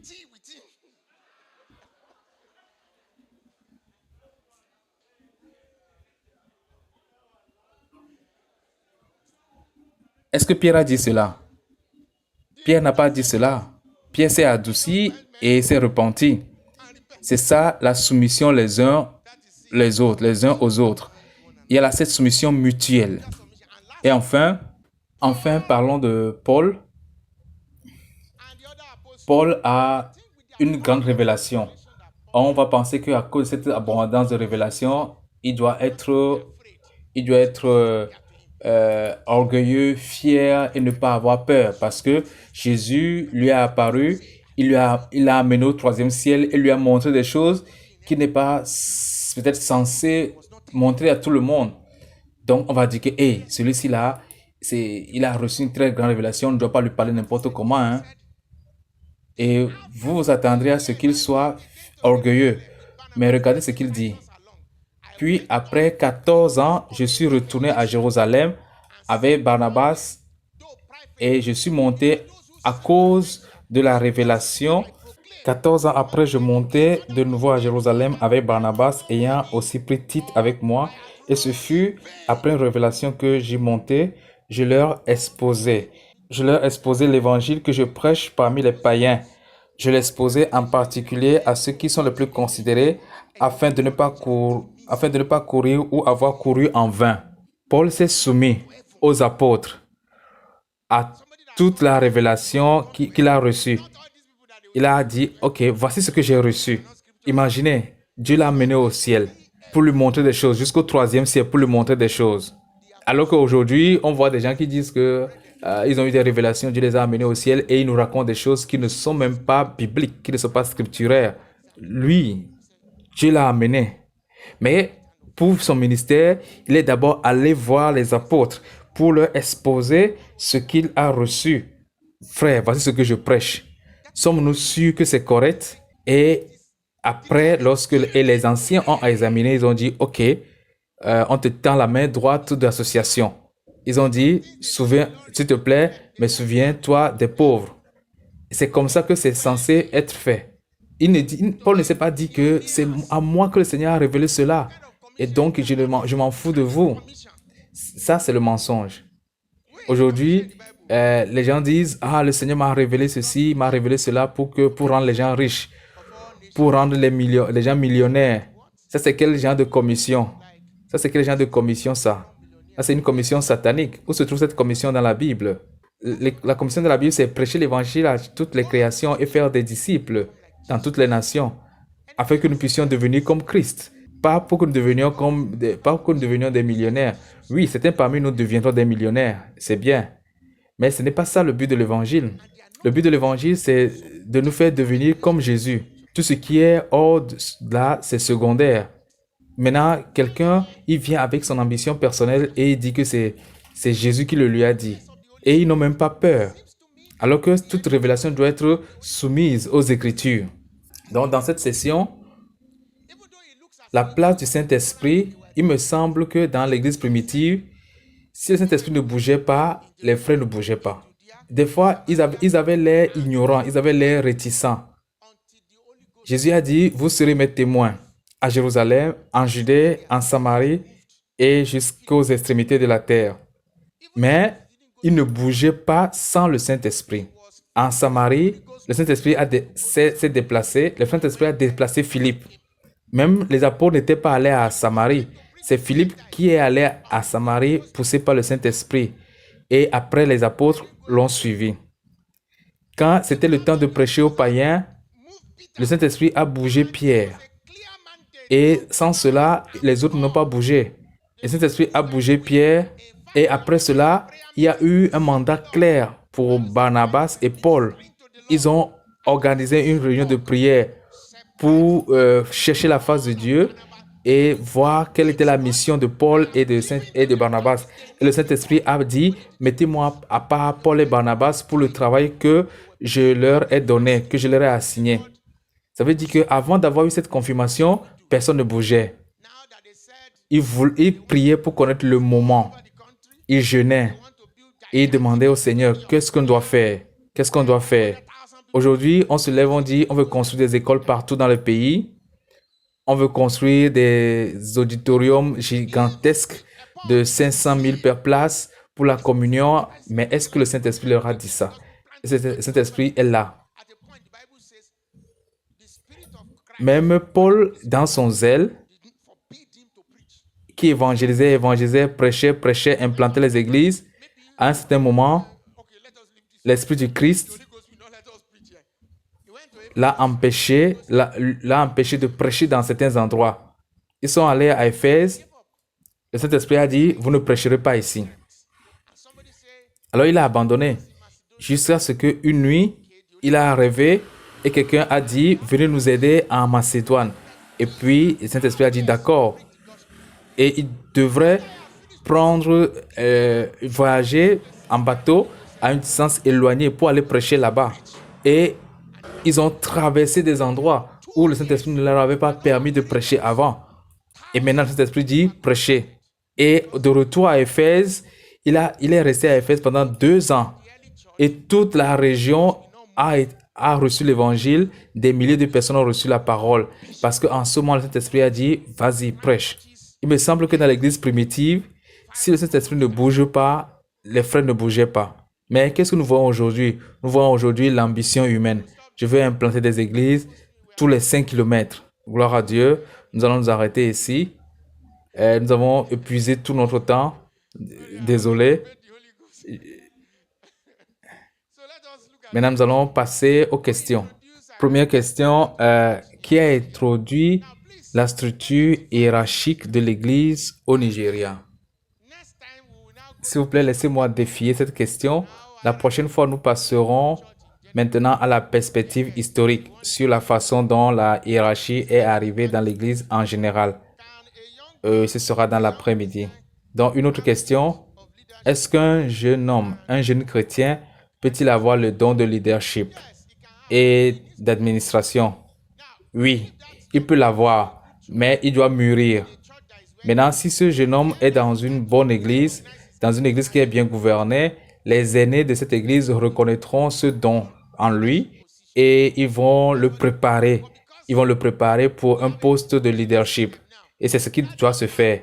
Mais parce que nous sommes dans un système dysfonctionnel, les anciens verront plutôt ce jeune homme comme une menace. Et on va parler de ça aussi plus tard. Et le jeune homme aussi va se sentir frustré. Il va quitter l'église, il va aller ouvrir sa propre église. Et là, il ne sera pas préparé pour ça aussi. Donc, ça va créer aussi un autre problème. Maintenant, tout ceci parce que les êtres humains aiment l'obscurité plus que la lumière. Et aussi parce que beaucoup de ces fidèles ne sont pas nés de nouveau. Lorsque vous interagissez avec eux, vous savez qu'ils ne connaissent pas Christ. Et donc, ils veulent juste avoir une apparence de religion sans connaître Christ. C'est pourquoi vous avez la foule et moi, je suis allé dans toutes sortes d'endroits. La plupart du temps, ces gens ne savent même pas qui est Christ. Mais je ne peux pas, mais dans ces endroits aussi, on a un reste, un petit groupe qui connaît Christ. Mais vous allez voir que dans ces églises, la majorité ne sont pas nés de nouveau. Et quand vous les voyez, vous savez, vous saurez. Et c'est pour cela qu'ils ont la foule. Et pour les autres, ils vont juste parce que ils veulent laver leur conscience et dire qu'ils sont religieux et qu'eux aussi vont à l'église. Comment peut-on identifier celui qui a le don de miséricorde? Pour moi, la miséricorde ici, c'est dans le sens de prendre soin des autres. Et cela vous vient naturellement. Vous prenez soin des autres, vous pensez à eux. Quand ils sont déprimés, vous les encouragez. Vous faites preuve de compassion. Vous découvrez que dans la communauté des jeunes, souvent, nous arrivons à identifier ces personnes et avec eux, nous avons des groupes de visite. Et ce sont ces frères qui visitent les autres et ils font le suivi avec les jeunes croyants. Et des fois, nous les appelons faiseurs de disciples. Parfois, si quelqu'un a des difficultés, quelqu'un a quelqu'un dans la difficulté, ils sont les premiers à savoir. Ils sont les premiers à savoir et Des fois, quand quelqu'un a commis un péché et que les leaders l'ont chassé, eux, ils vont aller voir cette personne et disent que, ah oui, je sais que ce que tu as fait, c'est le mal, mais voici comment est-ce que tu peux te restaurer. Et ils vont amener cette personne à la restauration et le ramener dans l'assemblée. Le diacre, c'est celui qui aide l'aîné dans les choses physiques de l'assemblée. Plus tard, certains parmi eux peuvent avoir le ministère de la parole, comme on voit Étienne. Étienne a le ministère de la parole. Il était un enseignant éminent. Il réfutait les erreurs des Juifs. Et on l'a tué. On peut même voir Philippe. Philippe était un évangéliste. Il gagnait beaucoup de villes à Christ, même là où les apôtres n'allaient pas. Il est allé à Samarie, il est allé à Gaza, il est allé à tous ces endroits où les apôtres n'étaient pas encore allés et il gagnait des âmes pour Christ. Mais à la base, il a été sélectionné en tant que diacre pour aider aux activités physiques de l'Église, organiser des choses dans la distribution, voilà. C'est eux qui le font habituellement. Donc, ils ne font pas partie des anciens. Et ils sont des diacres. La Bible les appelle les diacres. Paul a parlé de Phoebe, qui était servante de l'église de Damas de Syrie. Et servante ici, c'est diacre. Donc, une femme peut être diacre. Et les femmes s'occupent des besoins particuliers des femmes. On doit avoir des femmes à cette tâche aussi qui s'occupent des problèmes des femmes. Nous ne sommes pas pareils. Les gens qui disent que les femmes et les hommes sont pareils, là, ça c'est autre chose. Nous ne sommes pas pareils. Donc les femmes ont des besoins particuliers et il faut qu'il y ait des femmes qui s'occupent de ça. Et Paul l'a dit, que des femmes âgées enseignent aux jeunes femmes. Et donc ces femmes qui s'occupent à cette tâche-là, c'est des diacres ou des diaconesses. Bon, quand on met au féminin, c'est des diaconesses. Mais c'est la même chose. Les diacres aident les anciens. Autre question, est-ce que un ancien peut avoir le don d'enseigner, de prophétie? Oui, oui, oui. Il y a deux catégories d'anciens. Il y a les anciens qui ont le ministère de la parole. Je peux faire partie. Bon, actuellement, je ne suis pas ancien. Je suis ancien d'aucune église. Pour une raison particulière, le frère Stéphane sait cela. Même si d'ordinaire, je suis censé l'être. Mais maintenant, vous pouvez avoir le don de la parole, du ministère de la parole et ne pas être ancien. Maintenant, l'ancien signifie celui qui a été choisi pour surveiller, pour gouverner l'église locale. Et c'est pour cela que Paul a dit que l'ancien qui sert bien est digne de double honneur, spécialement celui qui s'exerce au ministère de la parole. Ça veut dire qu'on a des anciens qui ont le ministère de la parole. Et il y a des anciens qui n'ont pas le ministère de la parole. Dans le ministère de la parole, nous avons docteur, pasteur, évangéliste, prophète, apôtre. Ce sont ceux qui ont le ministère de la parole. Ils prêchent la parole. Ils ont l'onction de l'esprit sur eux. Quand ils se préparent, ils se tiennent devant, ils parlent. Vous allez voir que Dieu exerce son ministère à travers eux. Il y a certains qui n'ont pas ce ministère-là. Et quand ils se mettent devant pour enseigner, l'église est calme.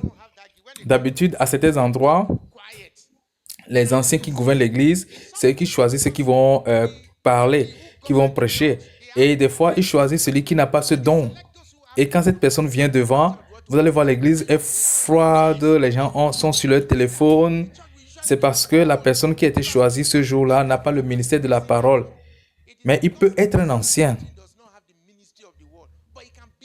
Est-ce qu'il y a une autre question? D'accord.